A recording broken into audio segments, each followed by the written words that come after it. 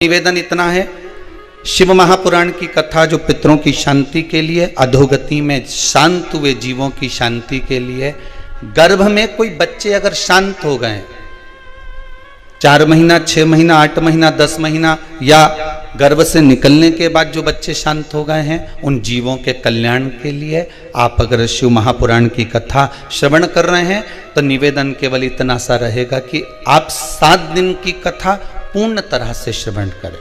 किसी को कथा का प्रसाद अगर बांटना है तो हम तो आपसे इतना ही कहेंगे कि जो लिंक आपके पास में आ रही है या जो कथा आप सुन रहे हैं, अपने रिश्तेदारों को भी फोन कर कर बोल दें कि महापुराण की कथा कुबेरेश्वर धाम से जीवों के कल्याण हेतु चल रही है। और एक निवेदन और, आप तो कथा में आ जाते हैं,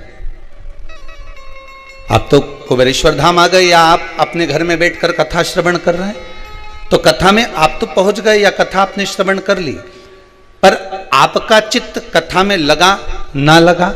आपने शिव महापुराण की कथा श्रवण करने के लिए बैठ तो गए, टीवी के सामने भी आप बैठ गए, कथा सुनने के लिए, ऑनलाइन कथा श्रवण करने के लिए बैठ भी गए, पर आपका चित्त, आपका मन, आपकी बुद्धि, आपका विचार शंकर से जुड़ा कि नहीं जुड़ा, शिव महापुराण से जुड़ा कि नहीं जुड़ा, ये तो हमको नहीं मालूम। पर इतना जरूर मालूम है कि जिन जिन के घर में इस शिव महापुराण की कथा को पितृमोक्ष के अंतर्गत अपने घर में चालू करा और टीवी का वॉल्यूम अगर तेज कर कर आप श्रवण कर रहे हैं, तो जितनी दूर तक ये कथा जाएगी उतनी दूर में जो भी अधोगति में मरा होगा, जिसकी भी गति बिगड़ी होगी, उसकी तो मुक्ति हो जाएगी, उसका मोक्ष हो जाएगा। हमें ये नहीं मालूम कि आप सुन रहे हैं सही से कि नहीं सुन रहे। आप थोड़ी देर सुने, उठकर चले गए, फिर आए, फिर बैठ गए, या सोफे पे बैठे हो, पांव लंबे कर लिए, पलंग पर लेटे हो, आराम से श्रवण कर रहे हो, जिस भाव से श्रवण करो, कुर्सी पर बैठकर कथा श्रवण करो, अपने अपने घरों में जिस भाव से आप कथा सुन रहे हो, बस इतना सा निवेदन है। जैसे सुबह सुबह आरती लोग मंदिर में करते हैं तो चोंगा चला देते हैं, माइक चला देते हैं, क्यों चला देते हैं? कि उतने जितने भी लोग हैं उसको श्रवण हो जाए, वो आरती का संचार हो जाए। पर शिव महापुराण की कथा इस पितृ पक्ष में अगर आपकी दुकान पर, आपके घर में, आपकी कॉलोनी में चल रही है, तो वॉल्यूम थोड़ा तेज कर कर संपूर्ण जितने भी इस कोरोना महामारी में शांत हुए हो, या हमको तो दिखते ही नहीं है कि कोई जीव मर गया तो शांत होने के बाद वो इधर उधर भटक रहा है, पर शिव महापुराण के शब्द उसके कानों में जाएंगे, इस हवन का भाग उसके कानों में जाएगा, तो यह विश्वास है कि उस जीव का कल्याण स्वतः ही हो जाएगा। ना उसको पिंड की जरूरत, ना उसको तर्पण की जरूरत होगी, वो स्वतः ही तर जाए। साधारण सी शिव महापुराण की कथा नहीं है महाराज। जब भगवान देवाधिदेव महादेव ने भगवान ब्रह्मा जी से कहा कि सृष्टि का संचार करिए, सृष्टि का निराकरण करिए, इस सृष्टि को निर्माण करना प्रारंभ कर दीजिए, भगवान शिव ब्रह्मदेव से कह रहे हैं आप सृष्टि को रचिए।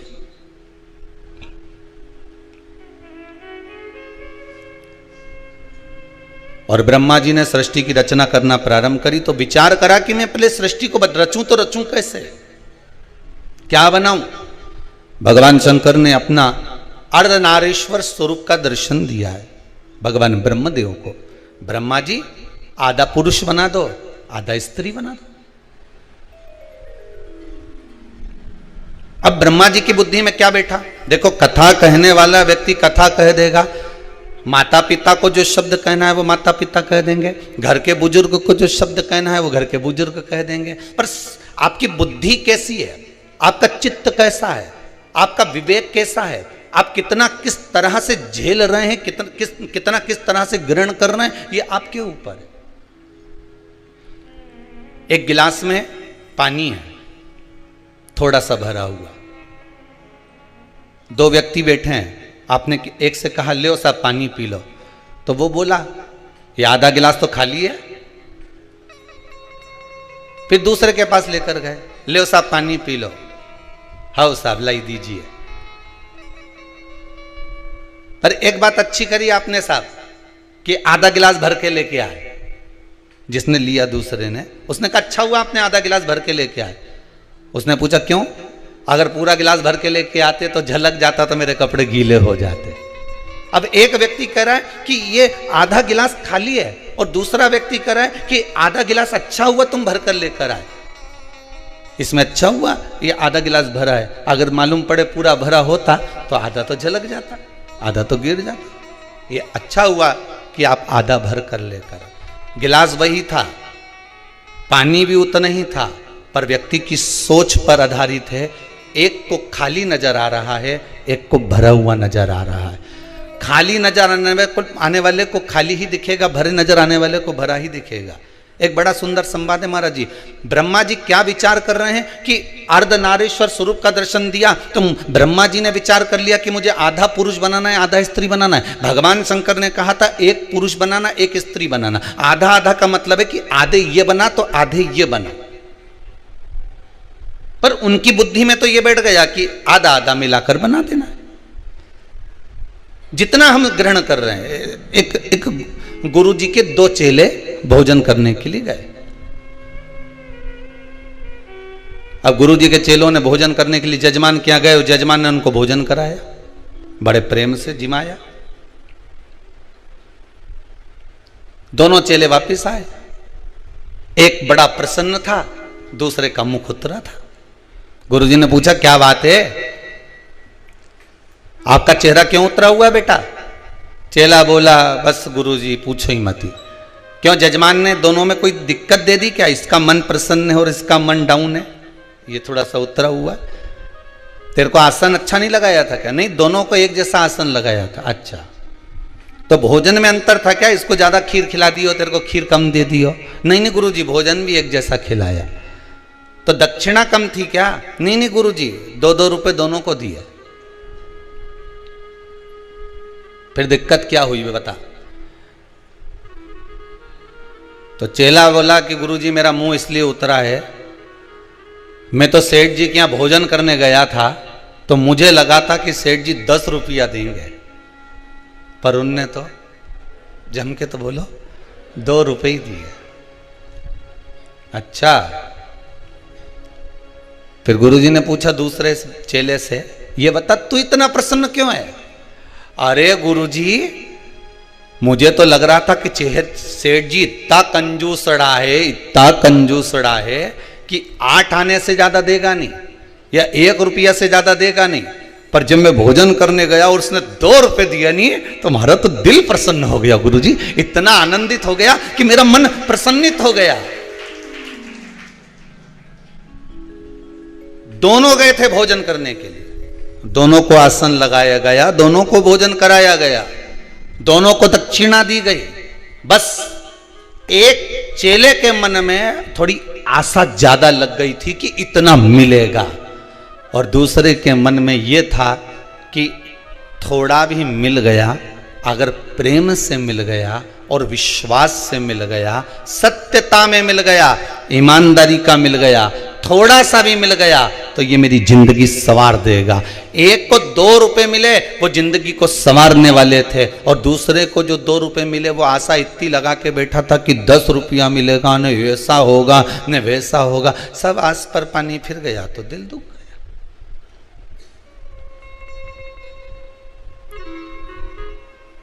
शास्त्र कितनी सुंदर बात कहता है, आशा एक राम जी से दूजी आशा छोड़ दे, नाता एक भोले जी से दूजा नाता तोड़ दे, साधु संगे राम रंगे अंग अंग रंगिए, जाई विधि राखे भोले ताई विधि रही है। तुम्हारे मन चित्त वृत्ति जिस भाव में भगवान रखे, उस भाव में रहने का प्रयास करिए। जहां भगवान जिस भाव से रखने का प्रयास करे आपको, उस भाव से रहिए महाराज।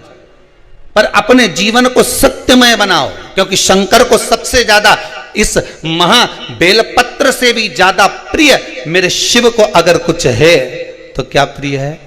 जम के बोलिए जरा, सत्य प्रिय। शिव को अगर बेलपत्र से भी ज्यादा अगर कुछ प्रियता लगती है, मेरे भोलेनाथ को अगर इस बेलपत्र से भी ज्यादा प्रिय है, तो वो सत्य प्रिय है। सत्यम शिवम सुंदरम, सत्य प्रिय है। शंकर की प्रियता सत्य में है, शिव की प्रियता सत्यता में। और जब हम सत्य की ओर अग्रण्य होते हैं महाराज,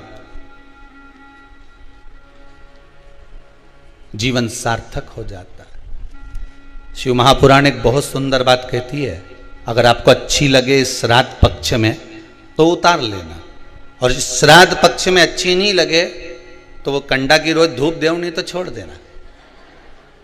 नहीं अच्छी लगे तो उतारना अपने जीवन में। शिव महापुराण की कथा एक बात बहुत अच्छी कहती है, जब तक शरीर चले और तुम्हारे घर में चले तब तक सारे पुण्य के काम कर लो।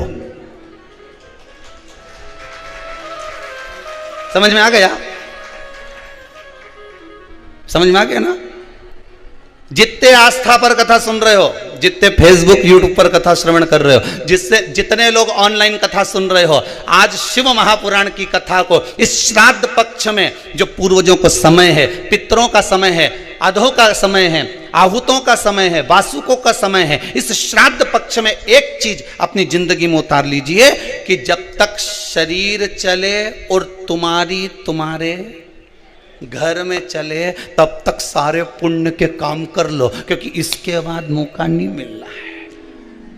इसके बाद मौका नहीं मिलेगा। शरीर नहीं चलेगा तो कुछ पुण्य कर पाओगा है? अब मन में सोचो कि मैं तो बढ़िया नवरात्रे का व्रत करूंगी, अब मालूम पड़े वो अभी कल ही कोई कह रहा था, कौन कह रहा था हमारे को याद नहीं आ रहा, कल कोई कह रहा था गुरुजी हमारे वो एक रिश्तेदार हैं, उनने सावन के महीने में पूरे महीना व्रत करा। हमने कहा हमने तो एक बार भी कथा में नहीं कहा, हमने कभी बोला? हम तो कहते हैं कि बल्लभ कुल की एकादशी करो तो बकरी जैसे चरो। ये जजमान लोग पूछते रहते हैं कि गुरुजी कथा सुनेंगे तो व्रत रखना जरूरी है। हमने कहा खूब खाओ, डट के, मना नहीं। अब मालूम यहां तक हम तो कह देते हैं महाराज जी, श्रीमद् भागवत में कहा कि भागवत सुनने का नियम क्या है। शिव महापुराण में ये वर्णन नहीं करा कि भागवत में वर्णन क्या कि श्रीमद् भागवत कथा श्रवण करने का नियम क्या है। तो कहा एक फल का सेवन करो, श्रीमद् भागवत कथा को पूरी सुनो। हम भी कहते हैं एक फल का सेवन करो, शिव महापुराण पूरी सुनो। इतने में काम नहीं चले तो एक समय फलहार करो। फरियाल नहीं बोला, फरियाल एक अलग डिजाइन हो गई है, फलहार एक अलग डिजाइन हो गई। फरियाल में वो साबूदाने की खिचड़ी, बर्गर, चिप्स और मैं भूल गया, राजगिरे की पूड़ी और खीर और आलू का हलवा, ये सब फरियाल में आ गया। फलहार में केवल फल का एक समय फलहार करो और शिव महापुराण की कथा पूरी सुनो। इतने में भी काम नहीं चले तो एक समय फलहार करो, दूसरी समय फरियाल करो। अब आई वही साबूदाने की खिचड़ी, अब आ गई फरियाल करो, पर शिव महापुराण की कथा जम के तो बोलो, जरूर सुनो। इतने में भी काम नहीं चले तो एक समय फरियाल करो, फलार नहीं, फरियाल करो, पर शिव महापुराण की कथा पूरी सुनो। इतने में भी काम नहीं चले तो एक समय फरियाल करो, दूसरे समय भोजन करो, पर शिव महापुराण की कथा जरूर सुनो। और अच्छे से सुन लो, इतने में भी काम नहीं चले तो दोनों समय भोजन करो, पर शिव महापुराण की कथा सुनो नहीं, जरूर सुनो। और इतने में भी काम नहीं चले तो कथा में जब जाओ तो टिफिन लेके बैठ जाओ, पर शिव महापुराण की कथा जरूर सुनो। पर कथा नहीं छोड़ना, अपन काय को कथा छोड़े? खाना न छोड़ा, पीना न छोड़ा, हरि भजन क्यों छोड़ दिया, जाना न छोड़ा, आना न छोड़ा, फिर सत्संग जाना क्यों छोड़ दिया। हमें कथा नहीं छोड़ना, कथा तो हम सुनेंगे चाहे कुछ भी हो जाए।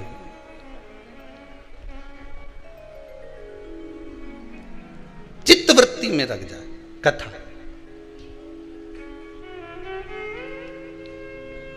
एक को भरा हुआ नजर आ रहा है, एक को हल्का नजर आ रहा है। हम कथा कैसे छोड़ दें? आप जिस भाव से श्रवण कर रहे हो, जिस भाव से आप सुनना चाहते हो, उस भाव से सुनो। नवरात्रि में गुरुजी हम भूखे रहकर कथा सुने।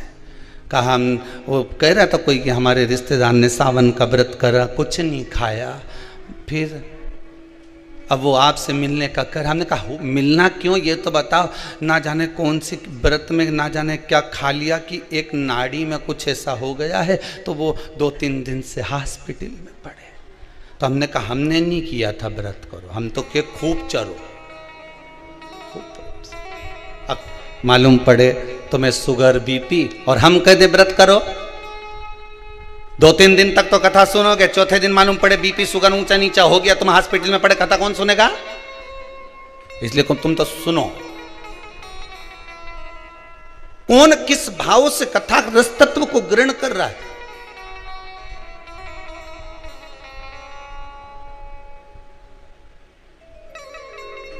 श्राद्ध पक्ष चल रहा है, बस अपने जीवन में एक बात को अच्छे से उतार लेना, जब तक शरीर चले और तुम्हारे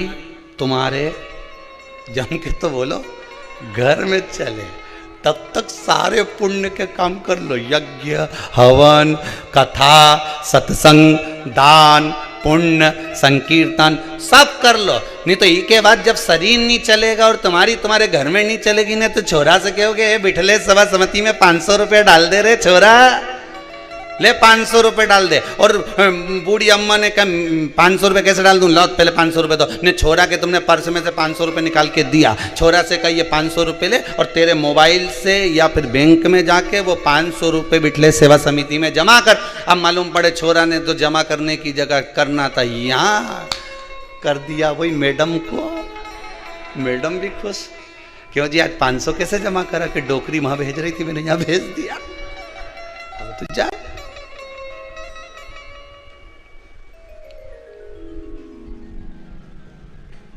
शरीर चले और तुम्हारी घर में चले जब तक खूब पुण्य करो सा, क्योंकि शरीर चलना जब बंद हो जाएगा, सही साथ नहीं देगा, तो फिर व्रत करोगे तो हो पाएगा? बोलो थोड़ी जीजियो, होगा कहीं नहीं। जितनी आस्था पे सुन रही हो बोलो तो सही है, हो पाएगा नहीं। अभी नवरात्रे लगने वाले हैं, अभी श्राद्ध जाएंगे और माता जी बैठ जाएंगे। अब कोई कहे कि हम तो एक लौंग पे व्रत करें, कोई कहे कि हम तो केवल 1 गिलास दूध पीकर हम व्रत करेंगे, कोई कहे कि हम तो एक समय फलाहार करेंगे। जैसा तुम्हारा शरीर सधे उसको साध लो।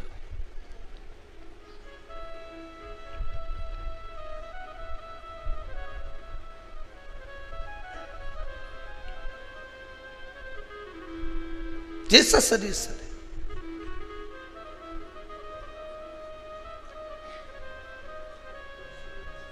एक जंगल में शेर 14 दिन तक भूखा था। कितने दिन? जम के बोलिए। 14 दिन तक भूखा था। एक संत के पास सूचना आई कि 14 दिन से शेर भूखा है। संत ने कहा अब इसको तो भगवान मिल जाएगा, ये पक्का है। कुछ नहीं खाया। 20 दिन निकल गए। संत को लगा कि इतना दिन इसने अन्न नहीं खाया, भाग्रण नहीं करा, मांस नहीं खाया, फिर इसको भगवान क्यों नहीं मिला? तो भगवान से पूछा संत ने, ये बताओ कि शेर भूखा था तो तुमने इसको दर्शन क्यों नहीं दिया? भगवान बोले दर्शन तो दे देता था, परंतु ये शेर मेरे लिए भूखा नहीं था, ये रोज भूखा रहता था, खाने के चक्कर में ढूंढता रहता था कि कुछ खाने का मिल जाए, पर इसको खाने का नहीं मिला, भूखा रहना पड़ा। शास्त्र कह रहा है, बड़ा सुंदर चरित्र। इस मन को भगवान में लगा। तुम सोचो कि भूखे रह जाओगे तो भगवान मिल जाएगा। भगवान के भूखा रहने से मैं नहीं मिलता, मैं तो तेरे भीतर की जो काम, आसक्ति, तृष्णा, लोभ, विषय, वासना, झूठ, प्रपंच, छल, ये सब तू जब समाप्त कर देगा मैं मिल जाऊंगा।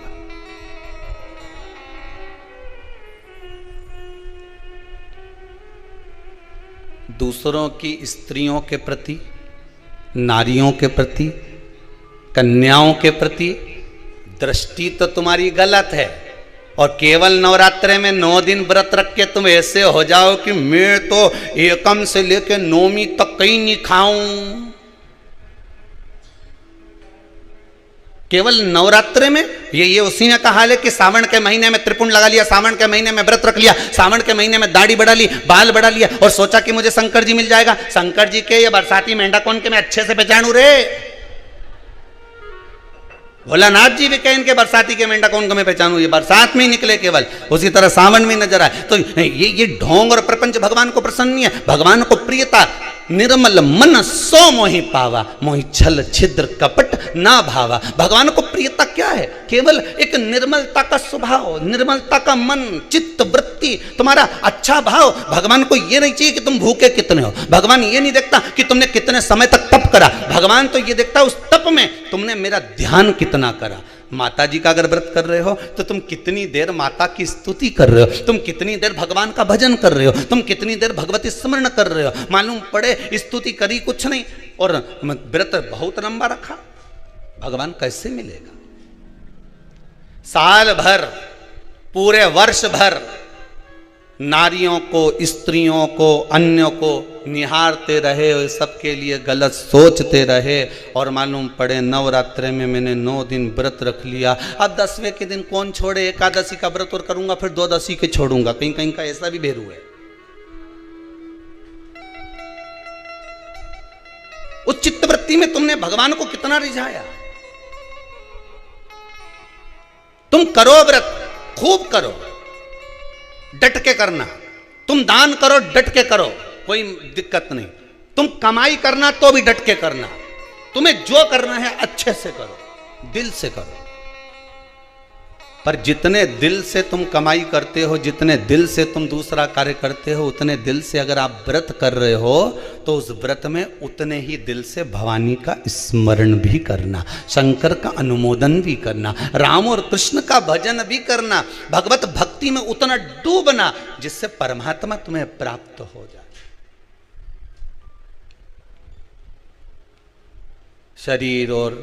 शरीर चले और घर में तुम्हारी चले तो खूब पुण्य कर लो, भजन कर लो।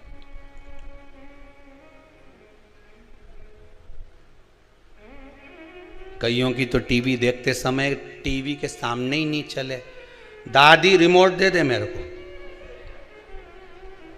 अभी मेरा डोरेमोन आ रहा है, रिमोट दे। दादी के एक दूनी धर के सियोर वाला महाराज आई रिया, चला दे बता पितृ मोक्ष कथा वाची रिया, तू डोरा मोहन देखी रिया, दे इधर। वो गया और उसने नहीं दिया, दादी ने रिमोट, तो मैं टीवी के पास पहुंच कर खटका ही बंद कर दिया। ले देख ले, अब देख। अब दादी भी ऐसी, मैं टीवी के बाजू में बैठी खटका चालू करके, अब आ तू।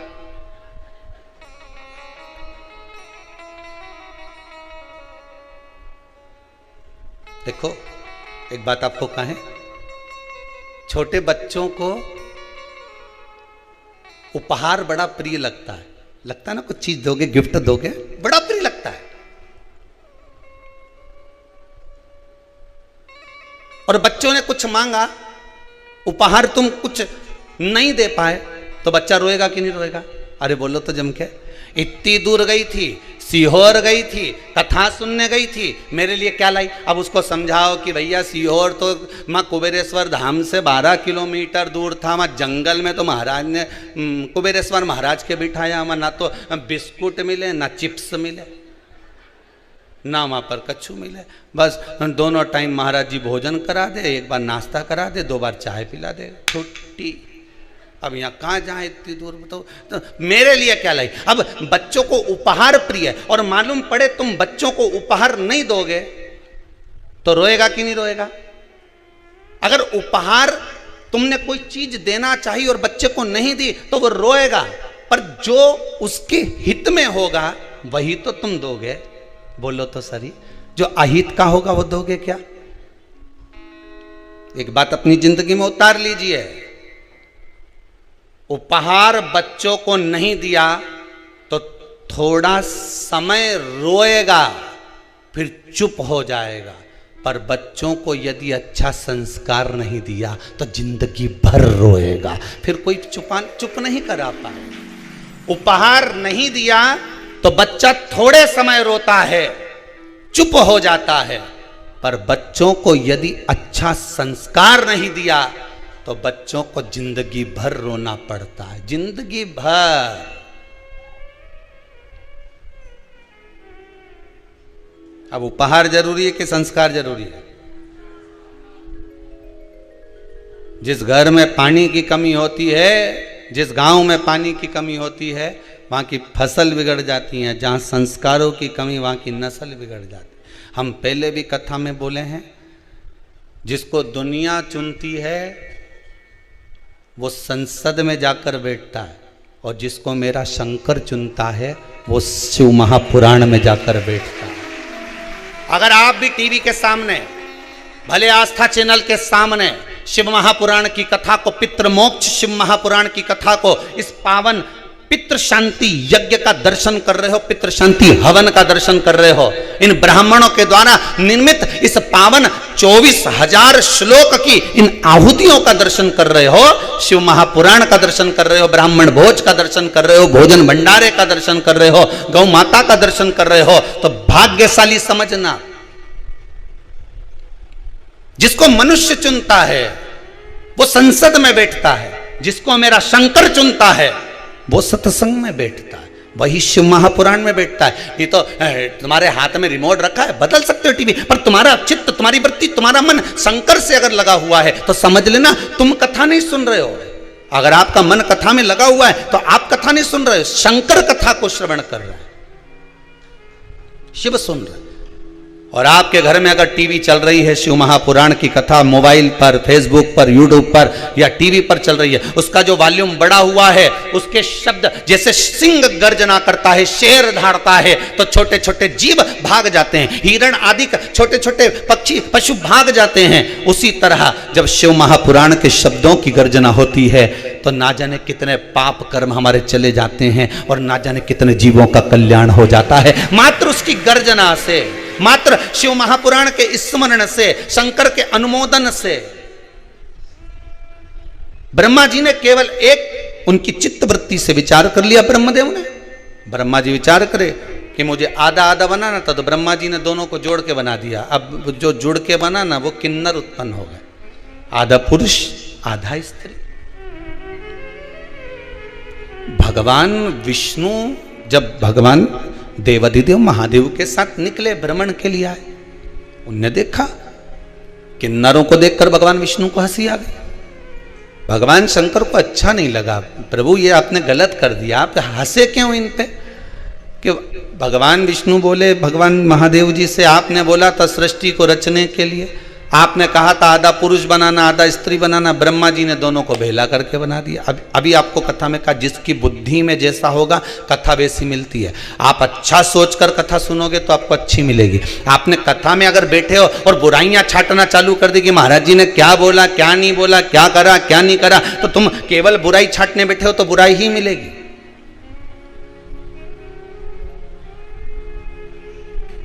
केवल बुराई नजर आएगी।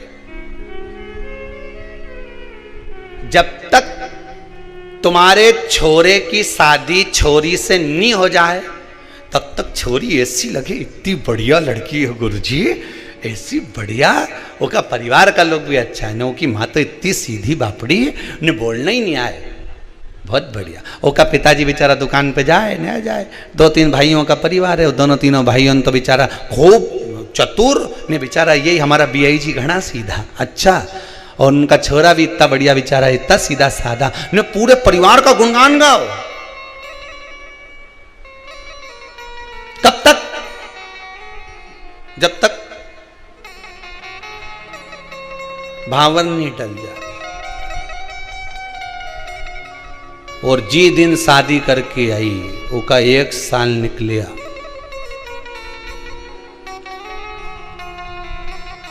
उसके बाद तो मोबाइल पे बात करने की भी डिजाइन बदल।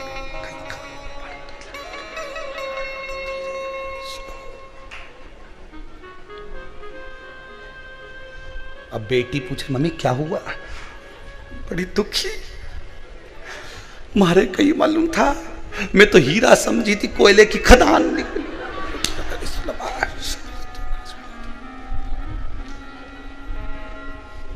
वो ऐसो कोई नहीं रे या हीरा को परखियो राम, कोई नहीं रे।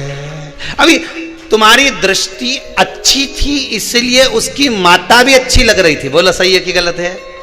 अभी तुम्हारी दृष्टि अच्छी थी इसलिए उसके पिता भी अच्छे लग रहे थे। बोलो सही है कि गलत है? तुम्हारी दृष्टि अच्छी थी, तुम सीधी थी, इसलिए सामने वाले सीधे नजर आ रहे थे। बहू आने के बाद तुम टेढ़ी हो गई तो जम के बोलो सामने वाला भी टेढ़ा हो गया। दृष्टि का भेद है महाराज, इसके सिवाय कुछ भी नहीं है। अब क्या कह रही है? ये सब उसकी मां सिखा रही है। पहले क्या बोल रही थी? उसकी मां तो ऐसी पगली होके कहीं नहीं यार, बेचारी सीधी सादी। हाँ, उसकी चाची on तेज है, न उसका छोटा भाई तेज, न वो तेज, पर मां सीधी, न उसका बाप सीधा। अब कौन नजर आ रहा है? वो तो जब जाए नहीं, जब उसकी मां कहीं ना कहीं सिखाए। अब ये कौन बोल रही है? जम के बोलो जरा। सास बोले तो हम सासू से ये पूछें, ईमानदारी की बात बताओ, दृष्टि का भेद है। काला कलर का चश्मा पहनोगे तो सब काले ही नजर आएगा, धर्म का चश्मा पहनोगे तो सब धार्मिक नजर आएगा, पुण्य का चश्मा पहनोगे सब पुण्यवान नजर आएगा, चोरी का चश्मा पहनोगे सब चोर नजर आएगा, संस्कारवान का चश्मा पहनोगे सब संस्कारवान नजर आएगा। धर्मात्मा को धर्मात्मा दिखता है, पुण्यात्मा को पुण्यात्मा दिखता है, पापी को पापी दिखता है, कपटी को कपटी दिखता है, बेईमान को बेईमान दिखता है, छली को छली दिखता है, प्रपंची को प्रपंची दिखता है, झूठे को झूठा नजर आता है। जैसी आपकी दृष्टि होगी सामने वाला वैसा नजर आएगा। आप टेढ़े हुए तो सब जम के बोलो टेढ़े न चलाने लगे। आप बुराई देखना बंद कर दो। हमारी बहू जैसे पहले बोलती थी ना, इतनी बढ़िया है, इतनी बढ़िया, सब बढ़िया है, सब आनंद है, सब चीज में। अब अच्छा देखो तो सही। अरे वाह, दुर्योधन को कोई अच्छा ही नहीं मिला। भगवान के संसार में कहीं का अच्छा नहीं, सब बेकार। और युधिष्ठिर से कहा पूरे संसार में एक आध तो ढूंढ ला कहीं का बुरा, कि सब अच्छे। दोनों की दृष्टि में अंतर था, वो बुरा देखे न वो अच्छा देखे। दुनिया के लोगों की आदत है, यहाँ तो भगवान में लोग बुराई ढूंढ लेते हैं। वारे भगवान बांके बिहारी गजब, कितना लड्डू खाता हो तुम गजब। गणेश जी महाराज क्या लड्डू में चकाचक रहे हो, कितना भोग लगे गणेश जी महाराज तुमके, कितना। गणेश जी महाराज मन में सोच रहे मेरी जगह आके तो बैठे एक बार, न हिलूं न डुलूं, बस ऐसे ही बैठे रहे। आके बैठ जरा एक बार, मालूम पड़ जाएगा कि लड्डू खाऊं कि नहीं खाऊं। ये इतना लोग मेरा दर्शन करने आए, इतना प्राण खा जाए कि लड्डू खाने की फुर्सत ही नहीं मिले। कई लड्डू खाओ।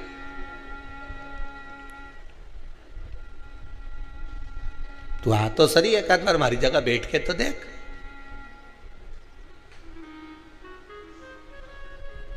मैं 3 घंटा कथा में बैठे हुआ सियोर वाली महाराज की तो बाबा रामदेव का सारा आसन लगा ले तो, और मेरे से कह कि गणेश जी तुम सुखी, गणेश जी के महाकाय का सुखी हुए, तो बैठा बस सूंड लगाई और उनने तो बस सूंड लगाई। सुख कहां? अच्छा देखोगे अच्छा मिलेगा।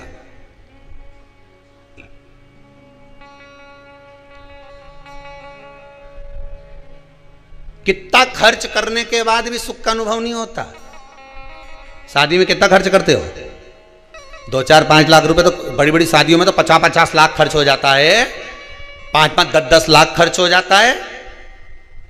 सब आइटम जोरदार जोरदार बनना चाहिए, गुलाब जामुन, इमरती, भजिया, पकोड़ा, मीन चाउमीन, ये और पानी पतासा, और ये सब तैयारी खूब जोरदार करी। गरम की गरम माल खिलाया, BIG के खूब जोरदार खिलाया। और कहीं कथा सत्संग में जाओ, ठंडी पूड़ी मिले, बोलो जम के खाओ कि नहीं खाओ, उसमें भी क्या जोरदार भोजन बना साहब। भगवान का प्रसाद में तो आप रूप स्वाद आ जाए। तो यही स्वाद में शादी में क्यों नहीं आए? लाखों रुपए खर्च करे, कितना खर्चा करा।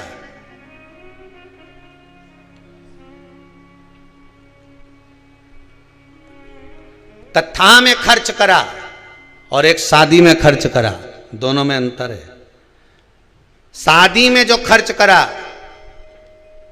वो 2 साल में मालूम पड़ जाएगा। जैसे ही बहू आएगी नहीं और जोरदार जब झड़ेगी गुलाब जामुन, रबड़ी,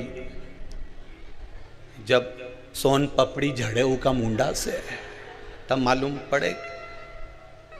और एक कथा में जब खर्च करा, कथा में तुमने जो खर्च करा, इतने लोग तुम्हारे दान से, पुण्य से, ये जो लोग ऑनलाइन कथा श्रवण कर रहे हैं अपने पूर्वजों के लिए, जो ब्राह्मण भोज के लिए, गौ माता के लिए, मंदिर निर्माण के लिए जो दान देते हैं, जो तुमने पुण्य करा, दान करा, सत्कर्म करा, कथा में कहीं खर्च करा, और वो खर्च करा हुआ जो तुमने शादी में खर्च करा ने वो झड़े, और यहां जो खर्च करा वो यहां नहीं झड़े, वहां ऊपर जाके झड़े। स्वयं पितृ देवता झड़ते हैं, स्वयं हमारे घर के पूर्वज, हमारे घर के पितृ, हमारे घर के आहूत, हमारे घर के वासुक के धन्यवाद देते हैं कि मेरे घर का पोता, मेरे घर का बेटा, मेरे घर की बहू, मेरे घर का परिवार का व्यक्ति शिव महापुराण की कथा करवा रहा है, सुन रहा है, दान कर रहा है, पुण्य कर रहा है, सत्कर्म कर रहा है। मेरे घर के बच्चे इस पितृपक्ष में शंकर की कथा का अनुमोदन कर रहे हैं, जिससे मेरा कल्याण हो रहा है, मुझे कुछ प्राप्त हो रहा है।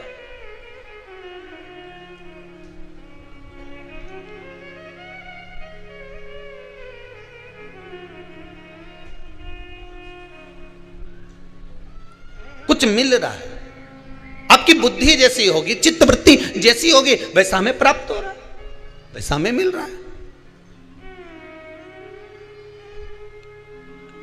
अच्छा, एक बात तो समझ में नहीं आए मेरे को कि ये अभी तो अपन फिर भी समझ जाएगा, जो अभी की पीढ़ी है ना, ये तो समझ जाएगी कि एकम का श्राद्ध, ने द्वितीया का श्राद्ध, ने तृतीया का श्राद्ध, ने चतुर्थी का श्राद्ध, ने पंचमी का श्राद्ध। पर इनके जब अंग्रेजी स्कूल में पढ़ा देंगे और ये जब वहाँ विदेश में नौकरी करने जाएंगे तो कहीं तुम्हें याद करे? अरे बोलो तो सही, निपटा हुआ के कौन याद करेगा कि हमारा पिताजी एकम के गया, काका जी ने दूज के गया था, तीज के गया था। अब तुम वो अपनी पत्नी के भी थे कि वो दूज का श्राद्ध है हमारा दादाजी का, तो पत्नी बोले कहाँ की दूज, और बोल भी मत देना दूज, नहीं तो वो दूज, तुम दूज बोलो वो दोचे, वो कहाँ की दूज, मैं तो पहचानू ही नहीं है दूज के। पति बोले फर्स्ट सेकंड, हाँ तो ये सेकंड कब सेकंड, तो पति फिर समझाए शुक्ल पक्ष का कि कृष्ण पक्ष का कि ऐसा के। अब पढ़े लिखे बच्चों को कौन समझाएगा कि ये दूज है कि तीज है। इसीलिए कथा कह रही है शरीर चले और तुम्हारी घर में चले तब तक पुण्य कर लो दादा, नहीं तो सेकंड और फर्स्ट में फंसा देंगे।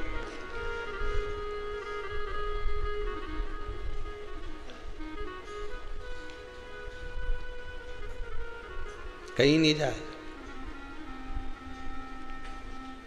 पहली रोटी किसकी बनती घर में?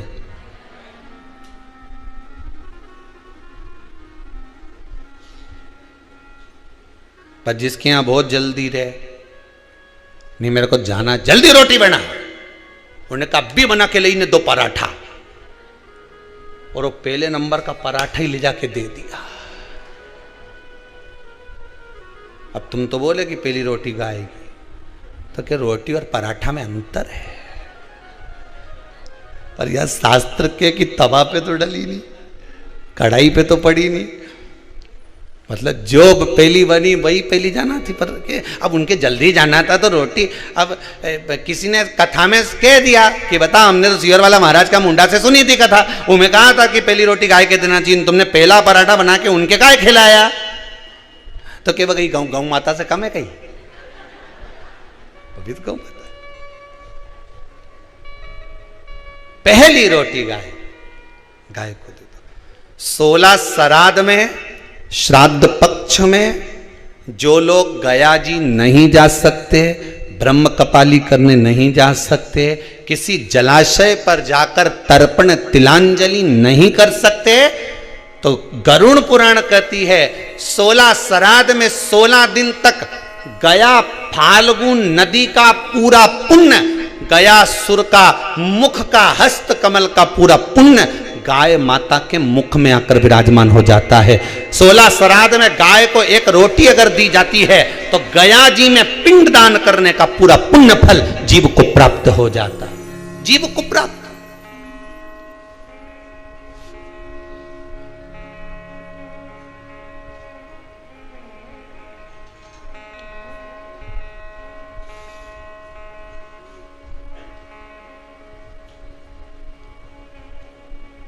पुण्य प्राप्त हो जाता है। अगर गया नदी नहीं जा सकते, फाल्गु पर नहीं जा सकते, गया का पिंड करने नहीं जा सकते, दो चीजें अपने जीवन में उतार लीजिए। एक 16 श्राद्ध में हमें गाय को रोटी देना है, खूब तला हुआ, खूब पका हुआ, खूब घी में या तेल में तरबतर गौ माता को नहीं देना। उसका कारण क्या है वो भी समझ लीजिए। रोड पर कॉलोनियों में जो गाय घूमती हैं, इन रोड पर कॉलोनियों में घूमने वाली गाय जगह जगह पर पॉलीथीन वगैरह खा लेती है। वो लोग खाती कि नहीं खाती? पॉलीथीन जब गाय खाती है तो उसके पेट में जम जाता है, उससे गाय के पेट में कैंसर हो जाता है। उसको तुम अच्छा पदार्थ खिलाओगे तो गाय हो सकता है कि बीमार पड़ने लगे। इसलिए ज़्यादा घी का, तेल का कोई पदार्थ गौ माता को ज़्यादा ना दीजिए। इसलिए हमने जैसे आपको कहा कि निःशुल्क पितरों की शांति के लिए जो कोरोना में शांत हो गए उनके लिए ये यज्ञ रखा है, हवन रखा है।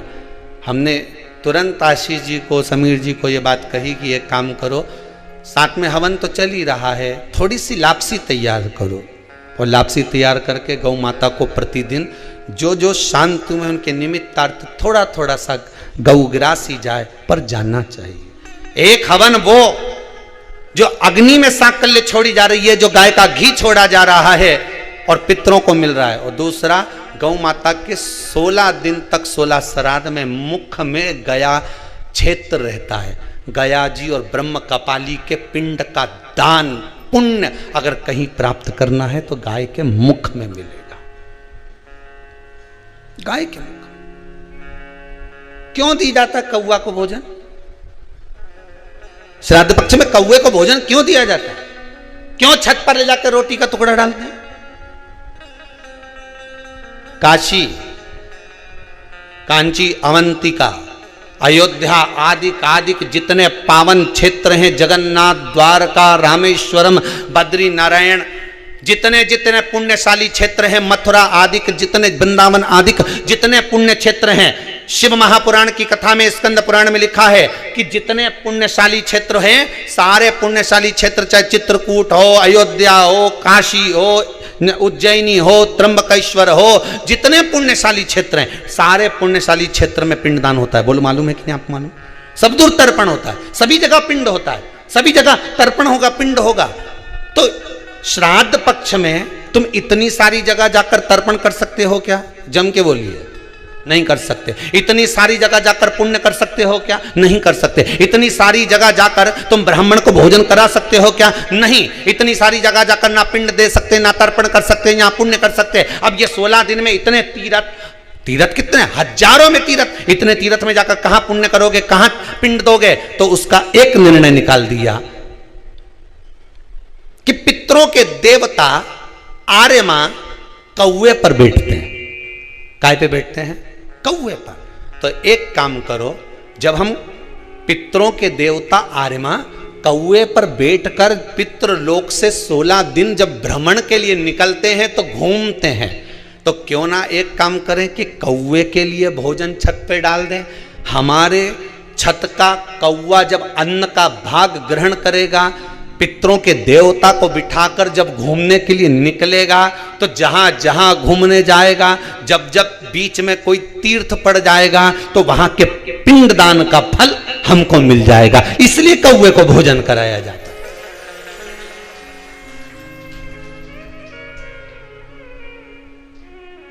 कौवे को भोजन कराने का कारण ही यही है।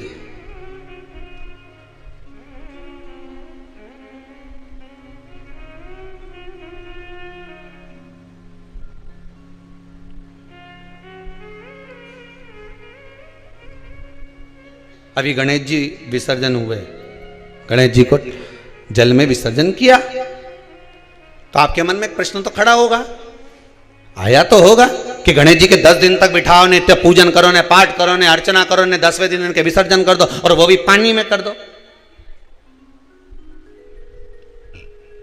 पानी में विसर्जन करो। तो ये कहां लिखा कि जल में विसर्जन करो? श्रीमद् भागवत पुराण की रचना जब वेद व्यास जी महाराज करने के लिए बैठे, वेद व्यास जी ने सुखदेव जी से कहा कि मैं मंत्र बोलूंगा, मैं श्लोक बोलूंगा, इसको लिखेगा कौन? तो सुखदेव जी ने बोला गणेश जी से विनती करो। गणेश जी से कहा कि आप लिखोगे? गणेश जी बोले मैं लिखने को तैयार हूं, पर बोलते बोलते तुम रुक गए तो मैंने भी लिखना छोड़ दूंगा, उसके बाद मैं भागवत को विराम दे दूंगा, मैं आगे नहीं लिखूंगा। अब वेद व्यास जी बड़े चक्कर में पड़ गए, क्या करें? तो गणेश जी से कहा मेरे श्लोकों में कुछ गड़बड़ी हो सकती है, उसमें से गलती को छांटना पड़ेगा, फिर लिखना पड़ेगा। कितना सुंदर संबोधन श्री वेद व्यास जी ने कहा कि मैं जो श्लोक बोलूंगा आपको लिखने के लिए है, उसमें मैं कुछ गलती करूंगा, उस गलती को छांटना है, तब श्लोक लिखना है। क्यों कहा वेद व्यास जी ने ये बात? गणेश जी भगवान है, वेद व्यास जी कहते हैं मैं तो संसारिक मनुष्य हूं ना, गलती तो कर सकता हूं। गलती कौन करता है? जम के बोलो भगवान गलती करता है क्या? नहीं, गलती कौन करेगा? मनुष्य। गलती मानव करेगा, गलती मनुष्य करेगा। और गलती करने के बाद अगर हमसे अपनी जिंदगी में कोई गलती हो जाती है तो एक बार क्षमा मांगने में कुछ जाता है क्या? प्रणाम करने में कुछ जाता है क्या? निवेदन करने में कुछ जाता है क्या? नहीं। गलती हो गई मुझसे, तो गणेश जी आप गलती को छांटना, लिखना। गणेश जी महाराज लिखने बैठ गए। लिखते लिखते लिखते लिखते 10 दिन हो गए गणेश जी महाराज को। शरीर में ताप पड़ने लगा गणेश जी महाराज के। वेद व्यास जी ने गणेश जी के हाथ का स्पर्श करा तो शरीर तो तप रहा था।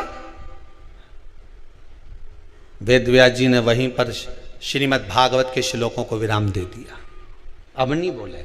गणेश जी लिखते लिखते लिखते लिखते लिखते लिखते थक गए, ताप पड़ गया, शरीर गर्म हो गया। वेद व्यास जी ने कब करूं क्या? 10 दिन से लिख रहे हैं और शरीर पर ताप पड़ रहा है, करा क्या जाए? उन्होंने गणेश जी का हाथ पकड़ा, उठाया और कहा चलो प्रभु हमारे साथ में। वेद व्यास जी गणेश जी को ले गए और ले जाकर शीतल जल में श्री गणेश जी महाराज को बिठा दिया। गणेश जी को पानी के अंदर उनको विराजमान कर दिया कि अब आप ताप को थोड़ा ठंडा कर लीजिए। शीतल जल में बिठाया। उस दिन से नियम हो गया कि 10 दिन गणेश जी बैठते हैं और फिर उनका विसर्जन होता है पानी के अंदर, जल के अंदर, शरीर का ताप मिट जाए। तो गणेश जी ने वचन दिया है वेद व्यास जी महाराज को, आपने मेरे ताप को मिटाने के लिए मुझे जल में बिठाया है। जो मुझे जल में विसर्जन करेगा मेरा ताप तो मिटेगा ही, साथ में जो मुझे जल में विसर्जन करेगा उसके जीवन के भी ताप को मैं मिटा दूंगा, उसके जीवन के ताप को मैं मिटा दूंगा। ताप मिटा दिया।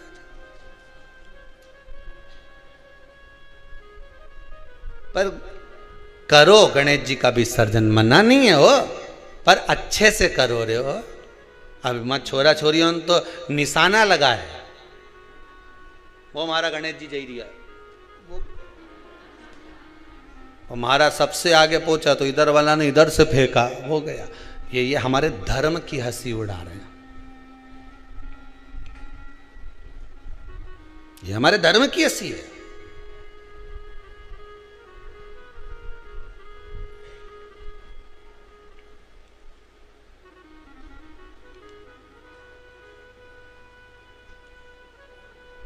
धर्म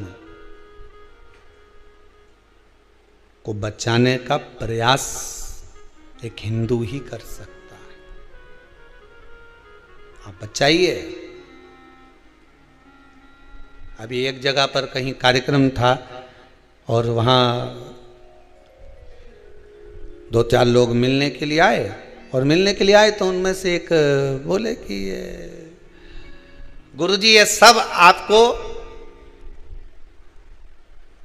राम राम कहेंगे, जय श्री कृष्णा कहेंगे, पर ये जो भैया साथ में आए ना ये बड़े चिढ़ते हैं भगवान के नाम से, ये कभी राम राम नहीं कहेंगे। हमने कहा अच्छी बात है, नहीं कहेगा तो मत कह दो। काय का काम काज है इनका? तो कि वो ढोल पार्टी है इनकी और ये सब बाजे माजे का काम जोरदार। हमने कहा ठीक है, मत कहने दो। तो हमने भी प्रैक्टिकल करके देखा, भैया राम राम, नहीं बोला। हमने कहा जय श्री कृष्णा, नहीं बोला। हमने कहा हर हर, नहीं बोला। अब मन में तो बात चुभे कि बताओ ये ऐसा कि गुरुजी ये जिस पंथ का है उसी पंथ का ले ही नहीं राम का नाम, कृष्ण का नाम, शिव का नाम। हमने भी मन में सोचा, रे महादेव तूने अच्छे अच्छे बहरू के सुधार दिया दादा, ये कहां से आया?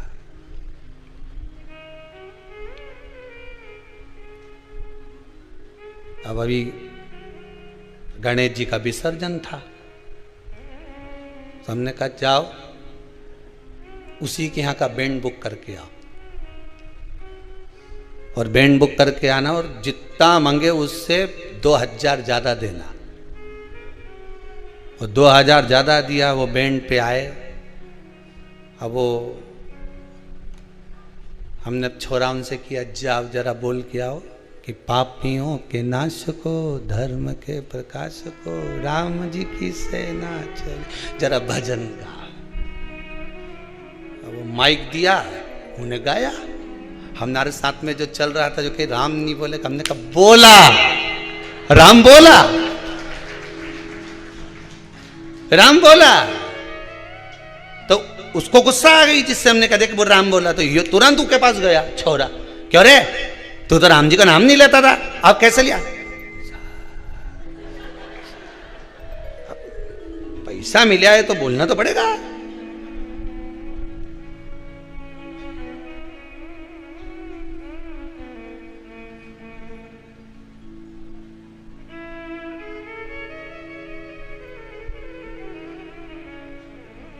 पूरी दुनिया धन रुपया,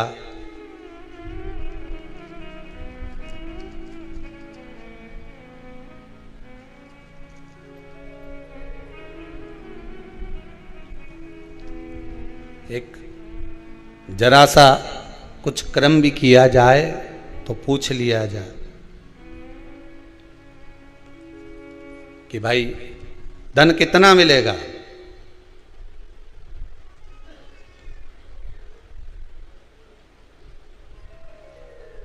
कितना प्राप्त होगा। द्वारा किया गया भजन काम आ गया। कई माताएं आके कहती है हमारी बहू को कोरोना हो गया, कोई कहे हमारे इसको कोरोना हो गया। मोहल्ले में, सोसाइटी में, गली में, परिवार के लोगों को होना चालू हो गया था गुरुदेव। पर शंकर की कथा सुनते रहे तो विश्वास था कि मुझे नहीं घेर सकता। यह विश्वास आपका जीत गया।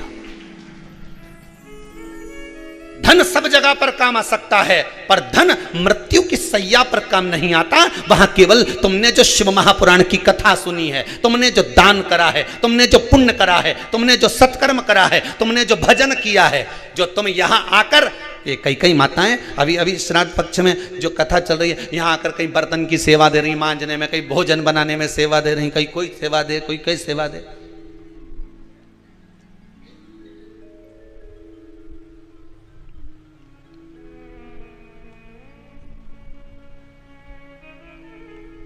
सेवा तुम कर रहे हो।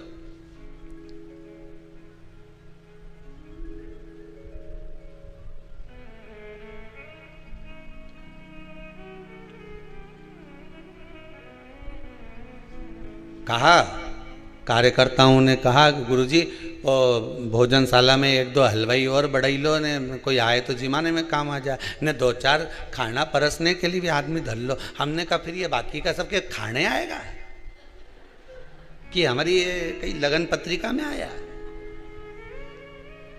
तुम ही बनाओ, तुम ही खिलाओ और तुम ही खाओ। किसके दरवाजे पर आए हो? यहाँ सियोर वाला महाराज के यहाँ नहीं आए हो तुम, इतना ध्यान रखना। तुम अपने अपने पूर्वजों को पार लगाने के लिए आए हो, शिव महापुराण की कथा सुनने आए, यज्ञ का दर्शन करने आए, 2 आहुतियाँ यज्ञ में पटकने आए, तो तुम ये सियोरवाला महाराज के यहाँ केवल तुम आए हो तो शंकर जी के दरवाजे पे आए, उसका एक एक कंकर शंकर है। तुमने जो पुण्य करा, दान करा, सत्कर्म करा, सब तुम्हारे लिए करा। तुमने अगर यहाँ बर्तन भी धो दिए तो ना जाने कितने नरक धो दिए तुमने, ये तो विचार करो, कितने पार लगा दिए। अगर तुम ब्राह्मणों को भोजन करा रहे हो, दक्षिणा दे रहे हो, दान दे रहे हो, तुम कर रहे हो, हमारे लिए नहीं, अपने लिए। फिर वही वाली बात आ गई ने, शरीर चले और जब तक तुम्हारी नहीं तुम्हारे घर में चले, दूसरे के घर में मत चला देना दादा। तुम दूसरे की बात तो करो ही मत, तुम तो तुम्हारी करो। जब तक शरीर चले ने तुम्हारे घर में चले, तब तक पुण्य कर लो री जी के बात तो कहीं भरोसा नहीं दादा, कोई भरोसा नहीं। भगवान से बस प्रार्थना करना, ये 2 लहर तूने दिखा दी ना कोरोना की, तीसरी मत दिखा दीजिए रे भोलानाथ। शिव महापुराण की कथा सुन रहा है, ये तीसरी के तू तीसरी आंख में समा ले, बहुत अब नहीं देखना। धन हर जगह काम आ जाएगा, पैसा हर जगह काम आ जाएगा, सत्ता हर जगह काम आ जाएगी, पर तुम्हारा पुण्य, तुम्हारा सत्कर्म, तुम्हारा भजन, तुम्हारा कथा श्रवण करना, तुम्हारा स्मरण, तुम्हारा दान, ये कहीं काम आएगा। तो तुम्हारे प्राण छोड़ते समय अंतिम क्षण में तुम्हारा किया गया सारा सत्कर्म का लेखा तुम्हारे सामने होगा। वसीयत तुम यहीं छोड़ जाओगे, पर वो जो लेखा पुण्य का है वो यहाँ छूटेगा नहीं। लोग कहते मुट्ठी बांधे आया जग में हाथ पसारे जाएगा। शिव महापुराण की कथा कहती है हाथ पसारे नहीं जाएगा, तेरे हाथ में वही पुण्य रख कर भेज दिया जाएगा जो तू कर कर जा रहा है, जो तू कर कर जाएगा। अरे अपने हाथ में दिन भर तुम मोबाइल चलाते हो, अरे बोलो तो सही, चलाते क्यों नहीं चलाते? पर थोड़ी देर 1 बजे से 4 बजे तक तुम मोबाइल को थोड़ी देर के लिए उंगलियों को बंद कर फेसबुक यूट्यूब पर ले जाकर छोड़ देते हो। कथा आ रही है, शिव महापुराण की कथा चल रही है, मुझे कानों में हेडफोन लगाकर सुनना है, मैं चित्तवृत्ति लगाऊंगा कथा में, मेरे पूर्वजों का उद्धार करना है। मैंने पिंड भले नहीं कराओ, मैंने ब्राह्मण भोज भले ना कराया हो, मैंने गौ माता को अगर एक रोटी भी नहीं दी तो कोई बात नहीं, पर शिव महापुराण की कथा अगर 16 श्राद्ध में मैं श्रवण कर लेता हूं तो ये मेरा विश्वास कहता है कि मेरे पूर्वज तर जाएंगे। मुझे विश्वास है कि मेरे पूर्वज मुझ पर आशीर्वाद प्रदान करेंगे, क्योंकि किसकी कथा चल रही है? पितरों की। और पितरों की घर की बेटी माता पार्वती जी की माता मैनावती है। मैनावती कि पुत्री माता पार्वती है, पार्वती जी के पुत्र श्री कार्तिकेय, गणेश, और ये सब हैं। ये संबंध हम जोड़ने के लिए निकले हैं, संबंध। और जब संबंध जोड़ने के लिए निकले हमें कुछ संबंध। भोलेनाथ मेरा है, डमरू वाला मेरा है,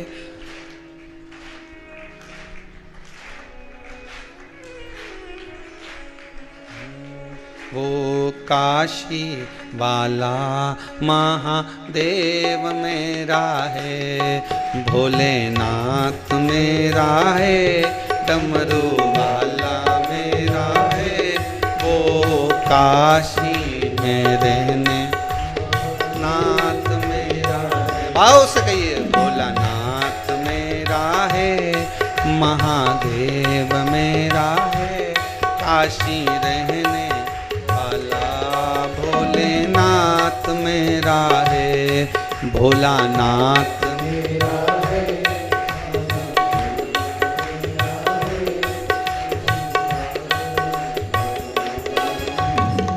भगवान शिव की कथा करिए, शिव तत्व हमारा। भगवान शंकर करुणा सागर, त्रिकालदर्शी, कैलाशी, अविनाशी, भगवान ओगढ़ दानी, त्रिकालदर्शी, कैलाशी, शिव में बाबा शुद्ध।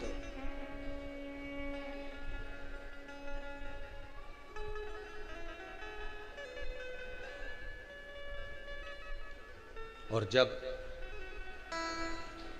ओगढ़दानी शिव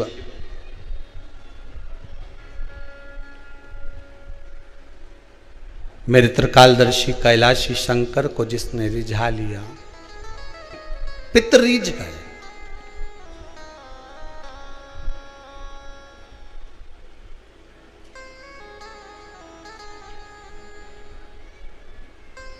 फिर रिझाने के लिए कुछ चीज की जरूरत नहीं है। ब्रह्मदेव ने गलती कर दी, विचार दृष्टि की हो जाती है। किसी किसी के साथ गलती हो जाती है, बोला कुछ जाता है, समझा कुछ जाता है।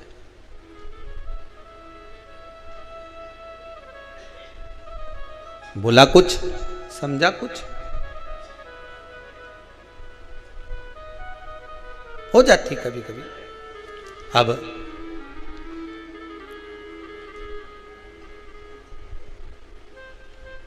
ब्रह्मा जी के उस स्वरूप को जो बनाया था किन्नर, आधा आधा, भगवान विष्णु हंस दिए। आप हंसे हो, आपको भी एक बार किन्नर बनना पड़ेगा। द्वापर में कृष्ण अवतार के समय पर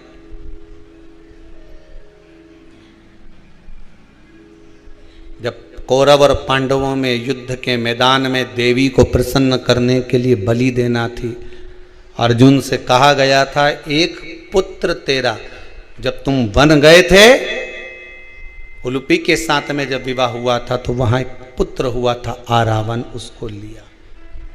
आरावन का संबोधन था, दादाजी मैं मरने को तैयार हूं पिताजी, पर एक बात है, मैं कुंवारा नहीं मरना चाहता।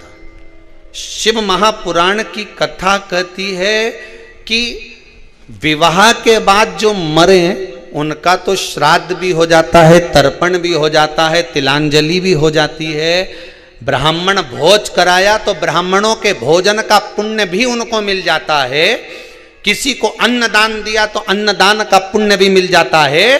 पर रावण कहता है कि अगर मैं कुंवारी अवस्था में मर गया तो ना तो मेरा पिंड होगा, ना मेरा तर्पण होगा, ना मेरी तिलांजलि होगी, ना ब्राह्मण भोजन करेंगे तो उसका भाग मुझे मिलेगा, ना आप तीर्थ करने जाओगे तो उसका भाग मुझे मिलेगा, ना कोई सत्कर्म का भाग मुझे मिलेगा। अधोगति में मरे हुए व्यक्ति को भाग कैसे मिले? कुंवारी अवस्था में मरने वाले को क्या मिलेगा? ये कई लोग कह देते हैं हम तो बड़े परेशान हो गया, वो कोई 10वीं में पास नहीं हुआ, कहीं का 12वीं में फेल हो गया, कहीं कोई एग्जाम में बैठा था, कंपटीशन एग्जाम में बैठा था, कोई नौकरी की तैयारी कर रहा था, नहीं हुआ, मर गया। अरे भैया सारे टिकट फुल हैं तो ट्रेन में चढ़ोगे तो बाथरूम में बैठना पड़ेगा। बोलो सही है कि गलत है? अरे जम के तो बोलो सही है कि गलत है? अब बाथरूम में बैठकर जाना पड़ेगा और वहां भी धक्के खा रहे लोग, कह रहे चल बाहर निकलो, हमें अंदर जाना है। फिर बाहर निकला भैया, फिर टीसी, फिर चले गया, टीसी ने आवाज लगाई चल निकाल बाहर, नहीं निकल, बाहर निकाल, नहीं निकल, निकल आई, कौन है अंदर? नहीं निकल, टीसी आवाज लगा, नहीं निकला। अब उसी तरह टिकट फुल है ना, तुम चले जाओ, उसी तरह भगवान ने तुम्हारी उम्र लिख के भेजी थी इतना साल जिएगा और तुम जबरदस्ती की, नहीं मैं तो रस्सी बांध के मरूं, नहीं मैं तो ये खा के मरी जाऊं, नहीं मैं तो ट्रेन के नीचे कूदी जाऊं, नहीं मैं तो ये करके मरी जाऊं। अब मर तो गए पर ऊपर तो सीट फुल, फिर क्या करोगे? तो कि ये भटकता रहे, इके भूत प्रेत बना दो, डाकनी पिशाचनी चुड़ैल बना के भेज दिया, उन्हें भटकता फिरे। अब दिखे तो है ही नहीं, वे तो हवा के रूप में घूमे, इतना में बीच बीच में टीसी आता रहे, वही पहाड़ा के ऊपर चढ़ के गदा लेके और बेहतरीन काला और काली मूंछ और जोरदार मुकुट, उसमें बीच में नीलम चमक कर गया और मूंछ पे ताव देके और के हम यम है। इके इतनी देर में जैसे टीसी आवाज लगाए थे, इके टिकट याद है ही नहीं, पुण्य का टिकट होता। फिर बीच बीच में यमराज आके डराता रहता है, कहाँ भटक रिया है बेरू,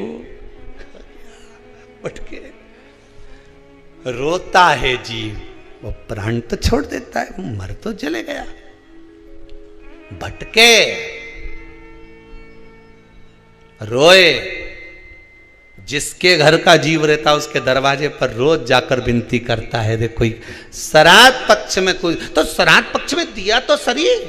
अरे ये कथा कह रही है दादा, श्रीमद् भागवत में वर्णन आया है, पर गोकर्ण ने धुंधकारी के लिए कितना दान दिया। बोलो सही है कि गलत है? अरे बोलो तो सही। भागवत सुनी कि नहीं सुनी?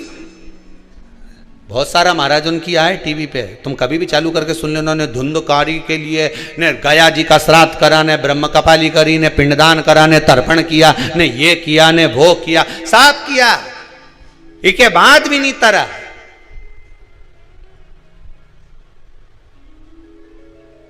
प्रेत की योनि में भटक रिया। तो गोकर्ण ने पूछा सूर्य नारायण भगवान से, ये तो बताओ ये भटके क्यों?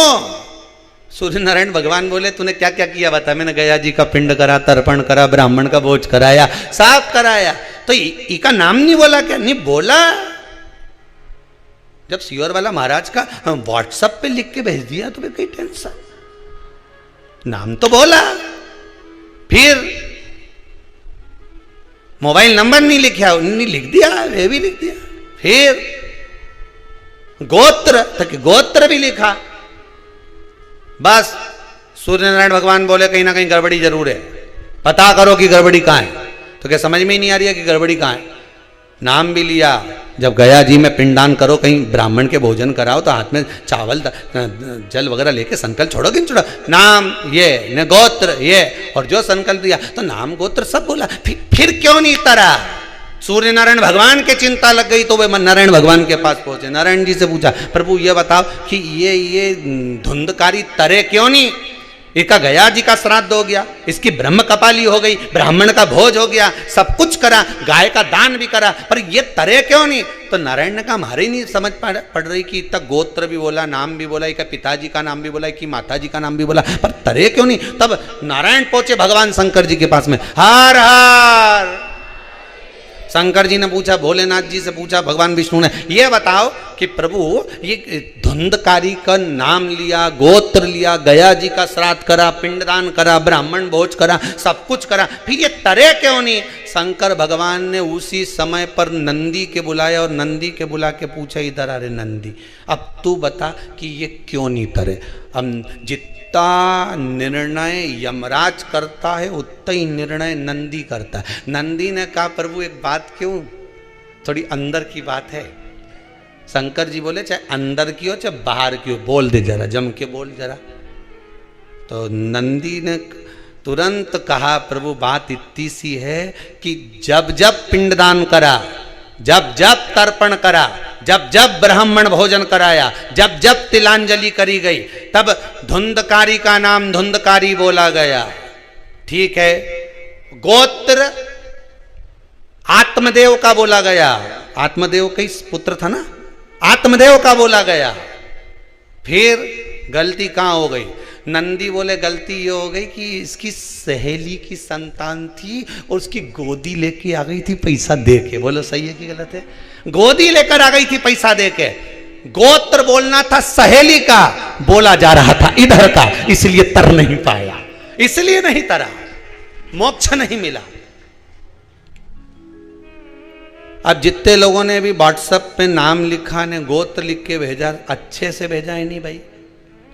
नहीं तो बाद में क्यों, हमने तो यज्ञ में भेजा था और सीवर वाला मिश्रा जी ने 24,000 श्लोक की आहुतियाँ छुड़वाई, ने 21 ब्राह्मण के बुलाया, ने खूब आहुतियाँ दिलवाई। इसके बाद भी कहीं का बोले कि अभी भी तुम्हारे यहाँ पितृदोष रह गया तो फिर समझ लेना। इसलिए निवेदन है, ये 7 दिन कथा चल रही है, बहुत सावधानी से जिन जिन ने नाम भेजा, गोत्र लिखकर भेजा, सही भेजा। तो 21 ब्राह्मण जो यज्ञ कर रहे हैं, सवेरे उठकर वो लोग सबसे पहले संकल्प देते हैं गोत्र का कि आज इनकी आहुति है। तुम्हारे धन की मूलता नहीं है, उन जीवों को तारने की मूलता है। भगवान शिव की कथा कर रही है। शंकर भगवान गोत्र का मूल महत्व बताते। बहुत ध्यान दीजिएगा शिव महापुराण की ओर कि आपके भाव की निर्मलता से भगवान मिल जाते। कहा आरावन कह रहे हैं, अगर मान लो मैं कुंवारी अवस्था में मर गया,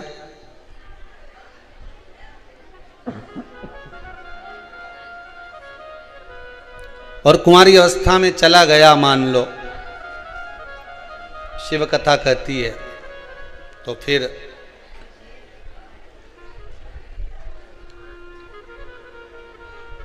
ना तो मेरा तर्पण होगा, ना मेरी तिलांजलि होगी, ना ही मेरा पिंडदान होगा।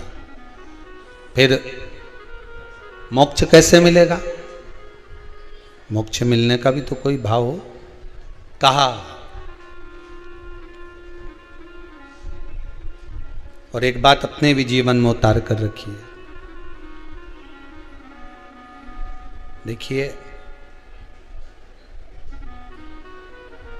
कुंवारी अवस्था में मरने वाले जीव जो गर्भस्थ मर जाएं या कुंवारी अवस्था में चले जाएं, आप कितना भी इनके लिए दान दे लो, कितना भी आप पिंडदान कर दो, कितना भी इनके लिए आप ब्राह्मण भोज करा दो, इनका कल्याण जब तक नहीं है, जब तक घर का कोई एक व्यक्ति, दो व्यक्ति जो भी हैं घर में, वो शिव महापुराण की कथा ना सुन ले। और एक बात बहुत ध्यान दीजिएगा, बाबा ने तो कृपा करी है कि श्राद्ध पक्ष में शिव महापुराण की कथा सुनने को मिल रही है। श्राद्ध पक्ष में मिल रही है। और मेरा तो माताओं से विशेष रूप से निवेदन है, पुरुष वर्ग से तो है ही, नवयुवक बच्चों से तो है ही, गर्भस्थ दुनिया के लोग तो यहां 7 पीढ़ी की बात करते हैं कि 7 पीढ़ी में अगर कोई कुंवारी अवस्था में गया होगा तो उसको मोक्ष मिल जाएगा।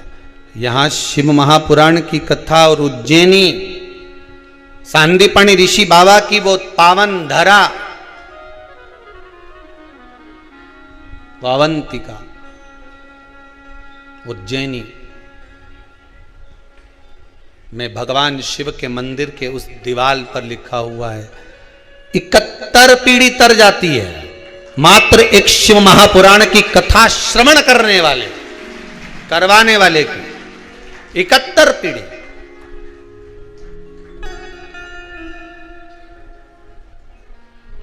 इकहत्तर पीढ़ी तर जाती। अब 71 पीढ़ी में ना जाने कितने कुंवारी अवस्था में गए होंगे, कोई जरूरी किसका याद, कौन एक्सीडेंट में, कौन अधोगति में चला गया होगा, किसको। एक बात आपको कही थी, आप लोगों को स्मरण होगा, अगर मान लो आप ब्राह्मण को भोजन नहीं करा पा रहे हैं, मान लो आप गौ माता को रोटी नहीं दे पा रहे हैं, स्वान को भोजन नहीं दे पा रहे, कौवे को भोजन नहीं दे पा रहे हो, और मान लो गया ब्रह्म कपाली या कहीं पिंडदान नहीं कर पा रहे हो, तिलांजलि तर्पण नहीं कर पा रहे हो, तो एक काम जरूर करना, जल के पात्र में 2 बूंद गंगा जल डालना, और वो गंगा जल शंकर को रोज 16 दिन तक चढ़ाइए, पितृदोष समाप्त हो जाए।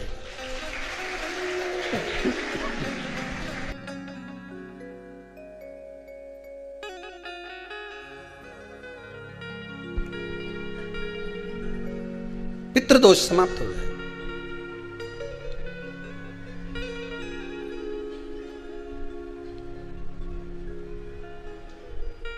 प्रतिदिन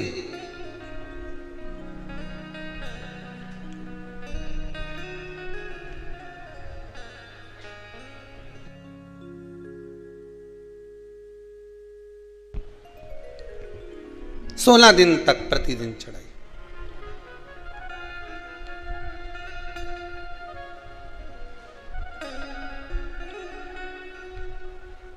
शिव महापुराण की कथा कहती है,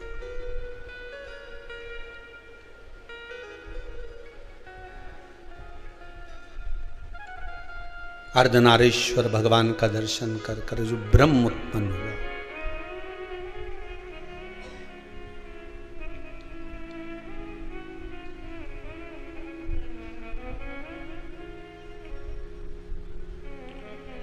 एक तारने का मुका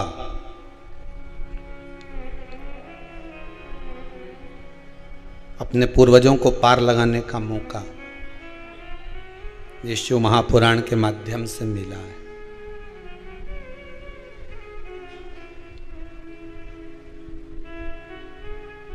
भगवान ने कृपा करी है, विश्वनाथ ने, शंभू ने।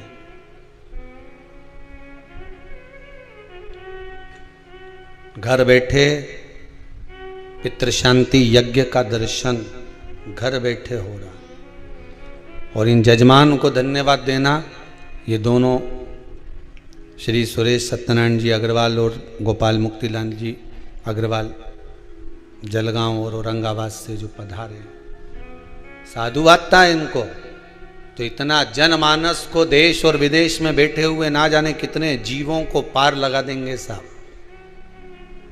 और आपको भी धन्यवाद देता हूं जो आपने अपनी अपनी टीवियों की वॉल्यूम बढ़ाकर, आवाज तेज कर कर जो पूरे वायुमंडल में शिव पुराण को, शंकर की कथा को जनमानस तक जो जीव चले गए वो अपनों को नजर नहीं आते, पर वायु के रूप में ना जाने छोटे छोटे कण के रूप में रहते हैं, उनके कानों में ये सब बोधन जब जाता है तो तर जाते हैं।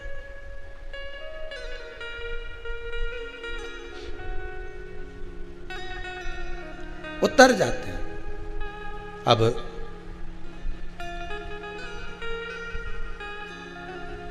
शिव महापुराण की कथा में जैसे धुंधकारी के मोक्ष के लिए गौकर्ण ने बहुत कुछ करा, उसी तरह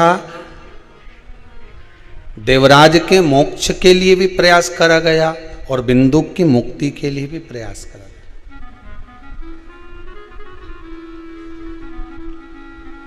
चंचुला देवी काशी में जाकर निवेदन करती है देवाधिदेव महादेव से कि प्रभु मेरा पति प्रेत योनि में पड़ा हुआ, पितृदोष है, ये आपको कैसे मालूम पड़ेगा?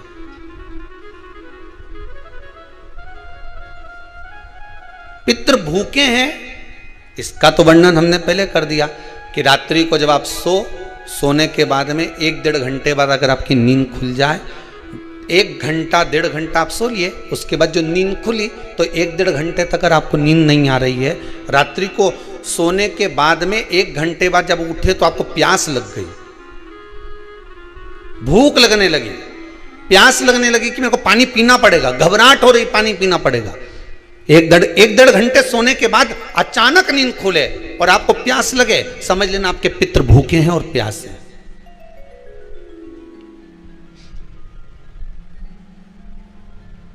वो भूखे और प्यासे हैं, उनको जल की जरूरत है।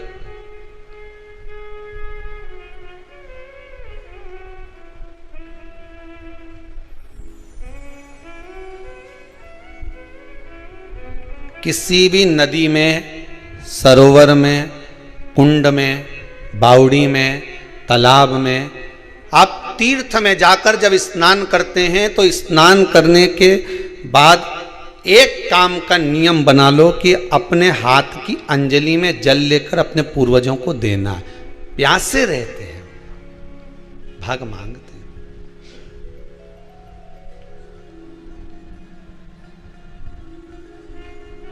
भाग प्राप्त करना। 3 वृक्ष पितरों के तुल्य हैं। नैमिषारण्य की कथा में भी कहा था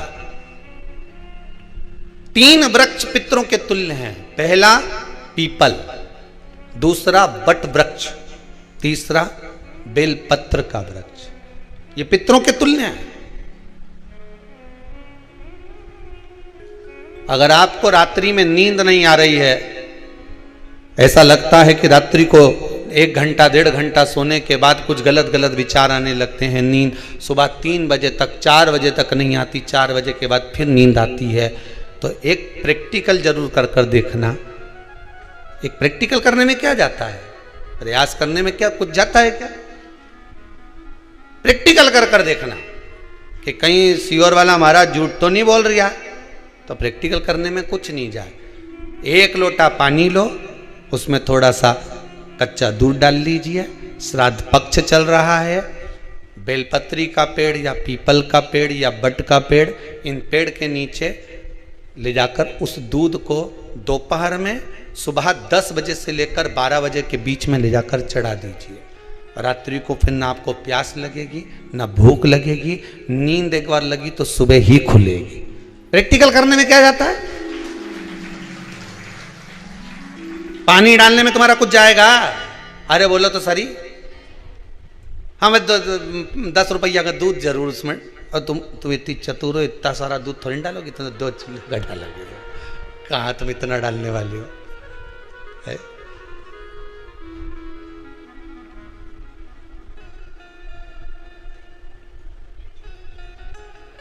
कहा बहुत चतुर चतुर लोग हो रहे संसार में हो।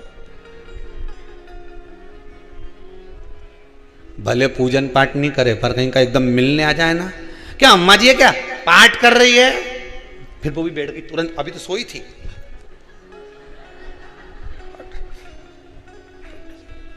तुरंत क्या पंडित जी हैं क्या, उनसे थोड़ा सा काम है, अभी माला जप रहे हैं। मालूम पड़े पंडित जी तो आराम से सेव फल खा रहे थे। अब प्लेट सोफा के नीचे घुसे तुरंत।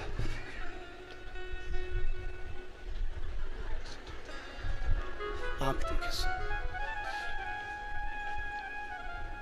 प्रैक्टिकल करने में क्या जाता है, कुछ भी नहीं बिगड़ेगा। ये तो बस जल डालोगे तुम्हारा ही कुछ अच्छा हो सकता है, बाबा की कृपा है।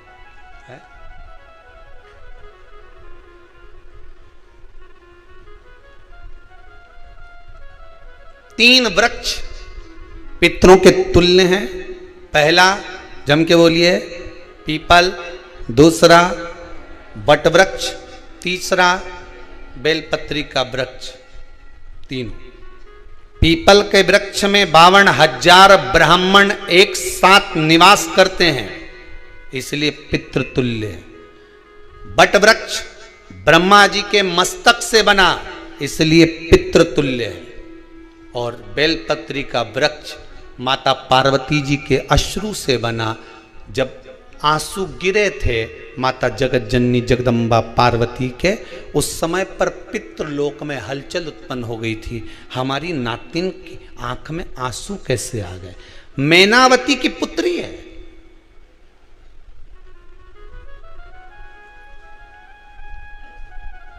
पितरों की नातिन, इसकी अश्रु कैसे गिर गए? पार्वती जी ने कहा ये आंसू नहीं, मेरा पुण्य भाग प्रकट करती हूं बेलपत्री के रूप में। तो पितरों ने वर दिया था कि ये बेलपत्री का वृक्ष हमारा आशीर्वाद है, इसके नीचे अगर कोई दीप लगाता है, शिव को स्पर्श कर चढ़ाता है, उसके पितरों की शांति होगी। हम स्वयं उसको आशीर्वाद देने के लिए पधारेंगे। बेलपत्र का वृक्ष पितृतुल्य।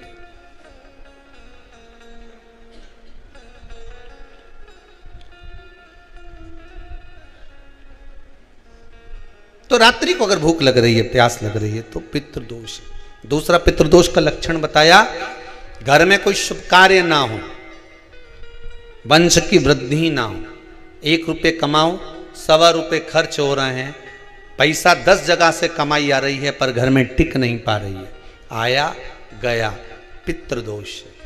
जरा सी कटोरी पड़ी है उसके पीछे विवाद चालू हो जाए, पानी ढुल गया उसके पीछे विवाद हो जाए, या छोटी छोटी बात में घर में क्लेश मचा हुआ है, पितृदोष है। समझ लो हमारे पूर्वज हमसे खुश नहीं, प्रसन्न नहीं। कोई कहता है गुरुजी श्राद्ध बड़े बेटे को करना चाहिए कि छोटे को करना चाहिए? शिव महापुराण की कथा कहती है, अगर जायदाद का पूरा हिस्सा बड़े ने लिया हो और तुमने अपनी माता का दूध ना पिया हो तो एक ही को कर लेने दो। अगर माता का दूध पिया है और अगर एक अंगूठी भी ली है, जरा सा एक कपड़ा भी अगर सास का लिया है, तो श्राद्ध तो तुझे करना ही पड़ेगा, करना ही पड़ेगा। तूने मेरा दूध पिया है तो बिल्कुल जम के तो बोलो। अगर तुमने उनका कुछ खाया है तो अब एक काम और हो सकता है, गुरुजी वो श्राद्ध अगर हम नहीं करें और बड़े भैया करें और हम उन्हीं के यहाँ चले जाएं तो चले जा, मना कौन कर रहा है? पूड़ी का तेल तू ले जा, खीर का दूध 2 थैली तू खरीद के ले जा। जितना वहां वो सेवा करे उतनी सेवा तुम करो।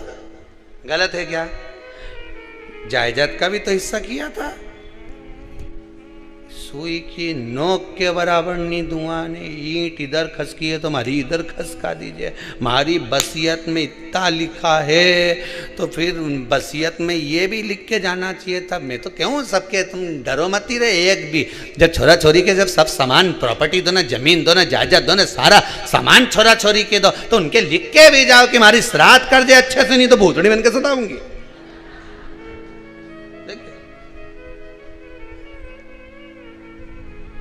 श्राद्ध करो। कितना दिया तुमको? बोलो, ईमानदारी से बोलना, कितना दिया? ढेरों। और एक बात बहुत अच्छे से कहूंगा, आप लोगों के जीवन में उतरे। अगर मायके में भाई, मायके में भाभी, मायके के लोग अगर आपके माँ बाप का श्राद्ध नहीं करते हैं तो बेटी भी अपने माता पिता का श्राद्ध कर सकती है। उसने भी दूध पिया है अपने माता पिता का, पर वो श्राद्ध का भोजन कौन कराएगा? बेटी का पुत्र हो, बेटी की पुत्री हो, वो कराए। और नाम वो नाना नानी का ले ले करे। अगर वो नहीं कर रहे हैं, वो नहीं संभालते, वो नहीं जानते, तो आप करो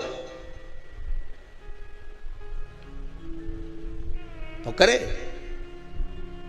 2 भाग होते हैं। जब एक रोटी गाय के मुख में दी जाती है, गाय के मुख में जब हम रोटी देते हैं, एक रोटी जब देते हैं, या तो गाय के मुख में 16 श्राद्ध में जब रोटी देते हैं तो रोटी को बीच में से तोड़कर, रोटी का जो भाग होता है उसको, मतलब ऊपर से फुलका का परत नहीं निकालना है। रोटी जो सीधी सीधी है ना, जैसे ये रोटी है तो इसको बीच में से तोड़ लिया, 2 भाग विभाजित कर लिया, नीचे वाले भाग में भी थोड़ा सा गुड़ शक्कर रख लिया, ऊपर वाले भाग में भी गुड़ शक्कर रख लिया, एक के ऊपर एक रोटी को रख लिया, वो गाय को दी। तो अपन श्राद्ध पक्ष में 2 पूड़ी का प्रमाण है कि गाय को 2 रोटी दी जाती है, कुत्ता को 2 रोटी दी जाती है। 2 पूड़ी रख के देते हो, देते आप लोग को तो देते होगे, 2 पूड़ी के ऊपर पूड़ी रखकर, थोड़ा सा मीठा रखकर, नमकीन रखकर, कुत्ते को भी देते, 2 पूड़ी तोड़कर कागा को भी देते। 2 पूड़ी का प्रमाण कहां से आया? 2 भाग रोटी के टुकड़े का प्रमाण कहां से आया? श्राद्ध पक्ष में ही ऐसा क्यों किया जाता है? बाकी के समय पर तो कोई ऐसा 2 पूड़ी का प्रमाण ही नहीं, पर श्राद्ध पक्ष में ये क्यों कहा जाता है कि पूड़ी के ऊपर पूड़ी रख दे, उसमें मीठा रख दे, खीर शक्कर रख दे, गाय को दिया, कुत्ते को दिया, कागा को दिया, ऐसे क्यों कहा जाता है? उसका कारण क्या होता है? उसका केवल एक कारण है, जो नारी ने भोजन का निर्माण करा है, जो घर की बहू भोजन बनाई है, जो घर की बेटी ने भोजन बनाया है, घर की माता ने भोजन बनाया है। महाराज, पिता पुरुष एक कुल को तारता है, बेटी 2 कुल को तारती है। जब श्राद्ध पक्ष में 2 भाग रोटी के कर कर गाय को देती है तो 1 भाग तो उसके ससुराल वालों को मिलता है।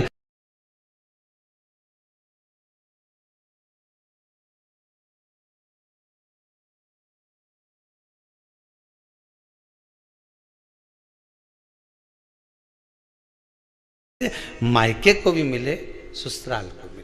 जब गया जी का पिंड होता है तो नाना नानी सबका स्मरण कराया जाता है। 2 भाग।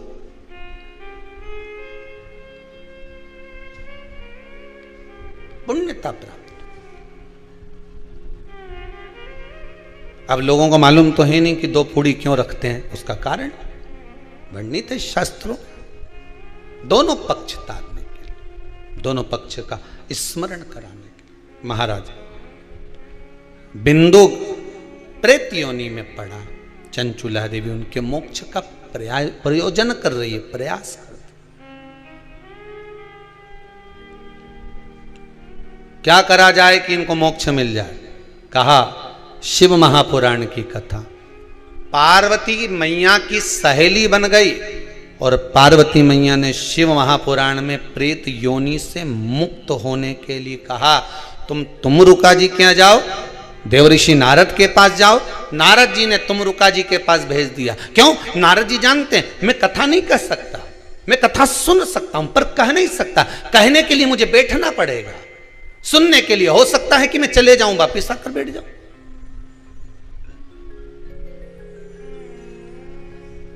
तुमरुका जी से कहा कथा कह दोगे? हां, कहने में क्या दिक्कत है, मेरे पति को प्रेत योनि से मुक्त करना है। तुमरुका जी बोलते हैं केवल तुम्हारा पति प्रेत योनि से मुक्त नहीं होगा। तुमरुका जी ने शिव महापुराण में कहा, सुनो चंचुला देवी, केवल एक व्यक्ति शिव पुराण से नहीं तरता, इस बिंदुक जैसे ना जाने कितने प्रेत इस वायुमंडल में घूम रहे होंगे, ना जाने कितने पितर, ना जाने कितने आहूत, ना जाने कितने वासुक इस वायुमंडल में घूम रहे होंगे। तुम्हारा पति तुमको दिखा नहीं, तुम्हारा बिंदुक तुम्हें कभी नजर आया नहीं, फिर कारण क्या था? बस मन में शांति नहीं है। घर में सारा सुख है पर हृदय में शांति नहीं, समझ लो पितृदोष है। क्या करा जाए? फिर क्या करोगे महाराज? हृदय शांति, हृदय शांति। केवल एक अकेला बिंदुक शिव महापुराण की कथा सुनकर नहीं तरेगा। तुमरुका जी कहते हैं जिस समय पर मैं शिव महापुराण की कथा कहूंगा, सुनो चंचुला देवी, इस संसार के इस भूमंडल पर मृत्यु लोक में जितने भी जीव इस संसार सागर में भटक रहे होंगे, शिव महापुराण की कथा सुनकर वो भी तर जाएंगे। ये अकेली बिंदुक को तारने वाली नहीं है, इस मृत्यु लोक में जो विराजमान। आज भी नियम है महाराज, श्राद्ध का भोजन टेबल पर नहीं कराया जाता, श्राद्ध का भोजन ब्राह्मण को कुर्सी पर बिठाकर नहीं कराया जाता, श्राद्ध का भोजन किसी जाता। श्राद्ध का भोजन आज भी प्रमाण है कि ब्राह्मण के लिए भूमि पर आसन लगना चाहिए और जमीन पर बैठकर कराना चाहिए। तब क्यों? क्योंकि इस भूमि पर बैठकर जब भोजन कराएंगे, इसी भूमि से ना जाने कितने पितर गए, कितने तर्पण हुए, कितनी तिलांजलि हुई, इसी भूमि से, इस रज से, इस कण से ना जाने कितने जीव चल गए। अब लकड़ी पर या टेबल पर या कुर्सी पर बैठकर ब्राह्मण को भोजन कराने का प्रमाण नहीं है। अब आपका फैशन ज्यादा हो गया तो बात दूसरी है। पंडित जी ऊपर बैठ के खा लोगे क्या? पंडित जी तो बोल देंगे अच्छा है खिला दो।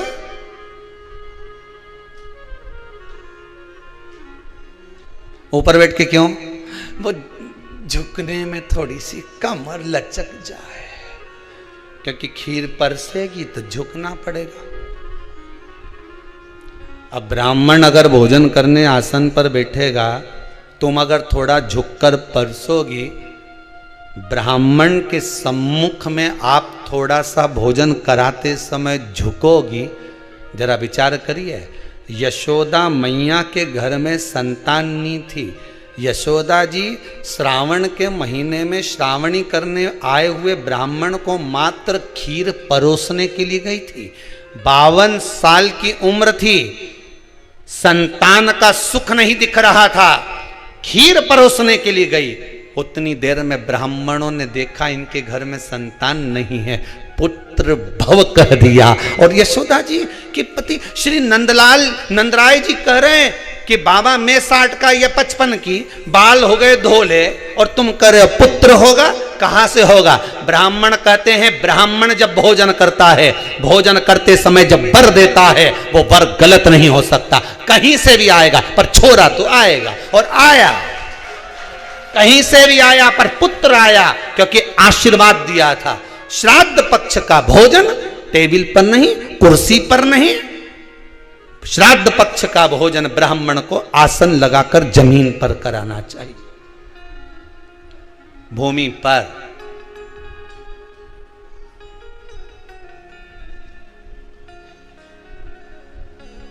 अब आजकल के ब्राह्मण भी थोड़े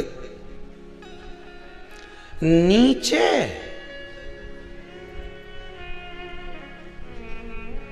अगर हम टेबल पे ही जीम लें तो जी अब क्या बोले भी तो क्या बोले, तो मैं बताऊं।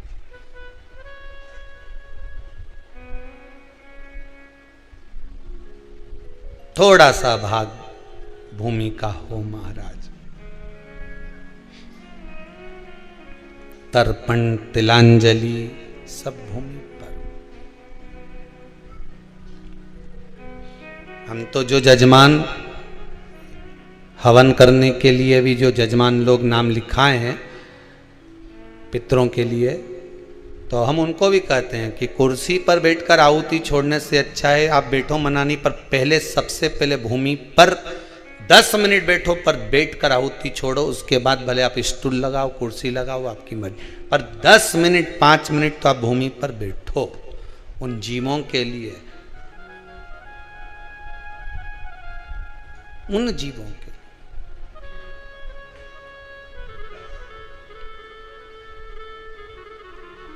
जजमान कौन बनेगा? तो कहा जजमान बनाना है। हाँ, चंचुला देवी बोली मैं पोथी का पूजन वो करोगी पूजन, पूजन कोई भी कर सकता है, मना नहीं, पर कोई जोड़ा तो, जोड़ा किसको बुलाया? शंकर और पार्वती से निवेदन किया, भूत भावन भूतेश्वर से, मेरे ओघड़ी, मेरे दयालु, मेरे दाता। कितना सुंदर व्याख्यान है भागवत जी में। जब धुंधकारी को मोक्ष नहीं मिला तब भगवान विष्णु ने भगवान शंकर से कहा कि मोक्ष क्यों नहीं मिला? गोत्र जम के बोलो गड़बड़ था। यहां बिंदु को मोक्ष नहीं मिल रहा तो भगवान शंकर आ रहा है, भगवान शिव। हम तो कहेंगे इस श्राद्ध पक्ष में घर में बैठकर श्री शिवाय नमस्तुभ्यम थोड़ा जप लिया करो। शंकर अच्छे अच्छे पितरों को, पूर्वजों को तार देते हैं। शिव किसी भी देवताओं की कथा में सुना कि इन देवता का प्रेतों से पाला था? कभी सुना आपने कि भगवान विष्णु की शादी जब माता लक्ष्मी जी से हुई, भगवान कृष्ण का विवाह जब रुक्मणी जी से हुआ, राम जी का विवाह जब माता सीता जी से हुआ, किसी ने सुनाया हो तुमको कि उसमें भूत गए थे, प्रेत गए थे, डाकनी गई सी, पिशाचिनी गए, चुड़ैल गई, कोई गया भूत प्रेत? अरे बोलो तो सरी, नहीं गया। नहीं, केवल एक देवता ऐसे हैं जिनकी शादी में भूत भी गए, ने प्रेत भी गए, ने डाकनी, ने पितर, ने ये देव, ने वो देव, सब आ गए। शंकर भगवान ने किसी भी वीआईपी को नहीं बुलाया। तो शंकर भगवान ने कहा मेरे को होना ही नहीं वीआईपी ने। 2 घंटा तक ने पेंसिल से लाइन खींचे, उनका डब्बा भरे, नहीं तो धागा से ऐसे करके दमदमी मई बन के आए, तो क्या फायदा है? शिव जी बोले ये फालतू का मेरे को नहीं चाहिए वीआईपी। एकदम ने पटली डालने में 4 घंटा लगा दिया और बैठे। तो अब इतना वीआईपी आए तो इनके वीआईपी ट्रीटमेंट दिया जाए। बोलो सही है कि गलत है? साहब वीआईपी साहब आया, इन्हें बिठाए, इन्हें कुर्सी पे बिठाओ, ने इनका लाड प्यार करो, ने इसने करो। साहब भोजन यहीं ले दूं क्या? थाली लगा के ला दूं क्या? अब भी खा लो साहब। नहीं भोजन नहीं करो तो पानी पतासा खा लो, नहीं खाओ तो गुपचुप खा लो। तो वीआईपी के वीआईपी जैसा चाहिए। शंकर भगवान बोले हम तो कोई वीआईपी नहीं, हमारी शादी हो रही, देखो यहाँ तो ना घोड़ी ना बैंड ना बाजा, यहाँ तो नंदी पे हम बैठे, वो भी ओंद है उल्टे। नंदी का मुंह इधर, शंकर जी का मुंह उधर। पूछ भी लिया कि तुम उल्टे क्यों बैठे हो? शंकर जी बोले हमारा कोई रिश्तेदार नहीं है तो बारात कैसे देखेंगे? आगे से नंदी देखेगा, पीछे से हम देखेंगे, तो उल्टे बैठे उस पे भी। अब ये संबंध यहाँ हमें वीआईपी नहीं। सारा दूल्हा होन तैयार होने जाए तो मोर तो रंगी उरंगी लगा के जाए, गले में मोती की माला, ने 2-4 दिन तक हाथ में बांध बुंदा के ने उनका बन्ना बन्नी गाय। का कौन गाया हमारे शमशान में? बोलो तो सही, शिव जी तो शमशान में रहते हैं, माँ कौन बन्ना बन्नी गाने जाता? तुमने आज तक कहीं सुना कि शमशान में लोगों ने बन्ना बन्नी गाया हो? बन्ना जी हिंदी दिल्ली जाना जी, वहां से बन्नी लाना जी, कोई गाया? बोलो 4 घंटा तक मैं बैठ के गाया सो, तो कोई जाए शमशान में ढोलक पेटी ले पहुंच जाए। अरे बोलो तो सही, कोई शमशान में जाके गाया आज तक? नहीं, कभी तुमने मूड बना लो, ऐसा मन बनाओ कि छोरा की शादी होगी तो मैं तो शमशान में जाके बन्ना बन्नी गाऊंगी, कोई बना है? कोई नहीं गाए। अब शिव जी का ब्याह में तो वहां कोई बन्ना बन्नी हो है, जितना भी मुर्दा आए लोग बेचारा आंसू ढलका है। अब शंकर जी भी मन में सोचे हमारा ब्याह 3 दिन बाद काय को रोई दिया यहाँ आके, कौन गाए वहां? तो शंकर जी बोले हमारे यहाँ वीआईपी नहीं चले हो, हम तो जैसा वैसा की वैसे ही चले। ठीक, अब चले तो उनने वही जटा जूट बांध बुंदा के और बढ़िया मृगशाला पहन के भस्म अस्मी लपेटे को चल दिए। अब इनके यहाँ तो बैंड बाजा वाले भी ऐसा नहीं थे कि यही बैंड चाहिए, हमारे तो यही मनी बड़नागर का चाहिए, कि उज्जैन का चाहिए, कि दिल इंदौर का चाहिए, कि वहाँ का बैंड वीआईपी। अपने यहाँ तो छोरा की शादी हो तो पहले बैंड छाटे हैं, कौन सा बैंड वाला होना चाहिए। अब इनने तो बैंड बाजा भी नहीं छाटा, इनने तो नंदी के कह दिया ना भृंगी के बुलाई ले, और भृंगी ने श्रृंगी साहब के बुला लिया। जो उन्होंने चिल्लाना चालू करा ने, कहीं ना तो बैंड बजे ना बाजा बजे, ने जो भूतनी चिल्लाए। अब तुम देखो कभी एक बार कहीं चले जाओ, कहाँ पर बालाजी वगैरह जाते ना, तो वहाँ जब हवा नहीं आए बाल माल खोल के जो चिल्लाए। अब एक इनाम से चिल्लाए तो एक उनंग से चिल्लाए, एक उधर से चिल्लाए तो एक उधर से चिल्लाए, और ऐसा मजे आए देवता उनको घबरा के ऊपर चले गए वापिस कि दादा ये बैंड बाजा बजे दिया है, ये बैंड बाजा। अब तुम्हारे बीच में कहीं की बैठी हो, तुम जितने बैठे हो ना, तुम्हारे बीच में कहीं की बैठी हो रही एकदम चिल्ला, अब जितनी यहां बैठी भगल सारी, दादा इसके क्या हो गया, भगवान भगवान। अब वहीं से सारा गुरु जी इसके कहीं हो गया। अब गुरु जी पंडित जी का लगा, जा जल छोड़ के आ, ललित महाराज तू जा, देवेंद्र महाराज तू जा, इनके जल छोड़ जल्दी से। अब उनके तो बाल खोल के और फिर चिल्लाई, इतना एरिया सब खाली। तो उससे पूछा, भाई ओ भाई तो काहे चिल्लाई? कि बहुत देर से पांव रख के बैठी थी तुम्हारा जांग पे, बहुत देर से बैठी, मैं कई बार कह दी उनंग सरक नहीं सरके, तो मैं भी अच्छी जोरदार मैंने के देवता ही किया, भगे सब भग गई उनंग की। अब आप कही तो क्या अब तो पसरी जो तो मालूम नहीं, अब कही अब शंकर जी बोले भयंकर नाथ शिव जी के। अब यहाँ दिखावा नहीं है महाराज जी, दिखावा करे ही नहीं इन्होंने, दिखावे का तो कोई काम ही नहीं था।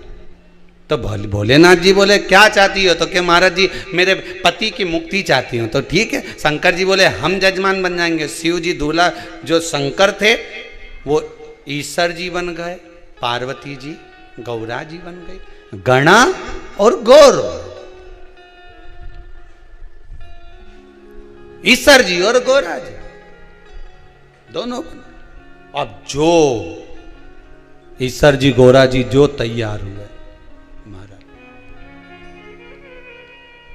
जो तैयार महाराज, इतना सुंदर स्वरूप बाबा भोलेनाथ जी ने बनाया, इतना सुंदर स्वरूप शंकर और पार्वती बनाए हैं। ईश्वर जी और गौरा जी आ रहे हैं, जोरदार ताली बजाकर स्वागत करिए। शंकर और पार्वती, ईश्वर जी और गौरा जी, बड़ा सुंदर स्वरूप बनाया है महाराज, बड़ा सुंदर स्वरूप। ईश्वर जी गौरा जी बड़े सुंदर बनकर, शंकर और पार्वती दोनों यजमान बनकर शिव महापुराण की कथा श्रवण करने के लिए, शिव महापुराण की कथा सुनने के लिए जा रहे हैं। और जब कथा सुनने के लिए शंकर पार्वती चले, देव ऋषि नारद महाराज दर्शन करे, स्वयं भगवान देव ऋषि नारद ने आकर जो दर्शन किया, गजब है प्रभु, बड़ा गजब स्वरूप महाराज। इतना सुंदर स्वरूप भगवान शंकर अपने स्वयं के विवाह में जब तैयार हुए थे ना, तो उन्होंने इतना सुंदर स्वरूप नहीं बनाया था जितना भगवान जब शिव महापुराण के यजमान बनकर कथा सुनने के लिए जा रहे हैं तब उतना सुंदर स्वरूप उन्होंने बनाया है महाराज, बड़ा सुंदर महाराज। जरीदार वस्त्र, बड़ा सुंदर वस्त्र, जहां माता पार्वती फूलों का श्रृंगार करती थी, जहां माता पार्वती पुष्पों का श्रृंगार करती थी, आज बाबा माता पार्वती से कहते, पार्वती शिव महापुराण के यजमान बनकर जा रहे हो, सुंदर श्रृंगार करिए। और निवेदन आप सबसे है, शंकर की कथा में ईश्वर जी और गोरा जी बनकर ही बैठना चाहिए। भगवान शिव और पार्वती बड़ा सुंदर श्रृंगार कर चलिए।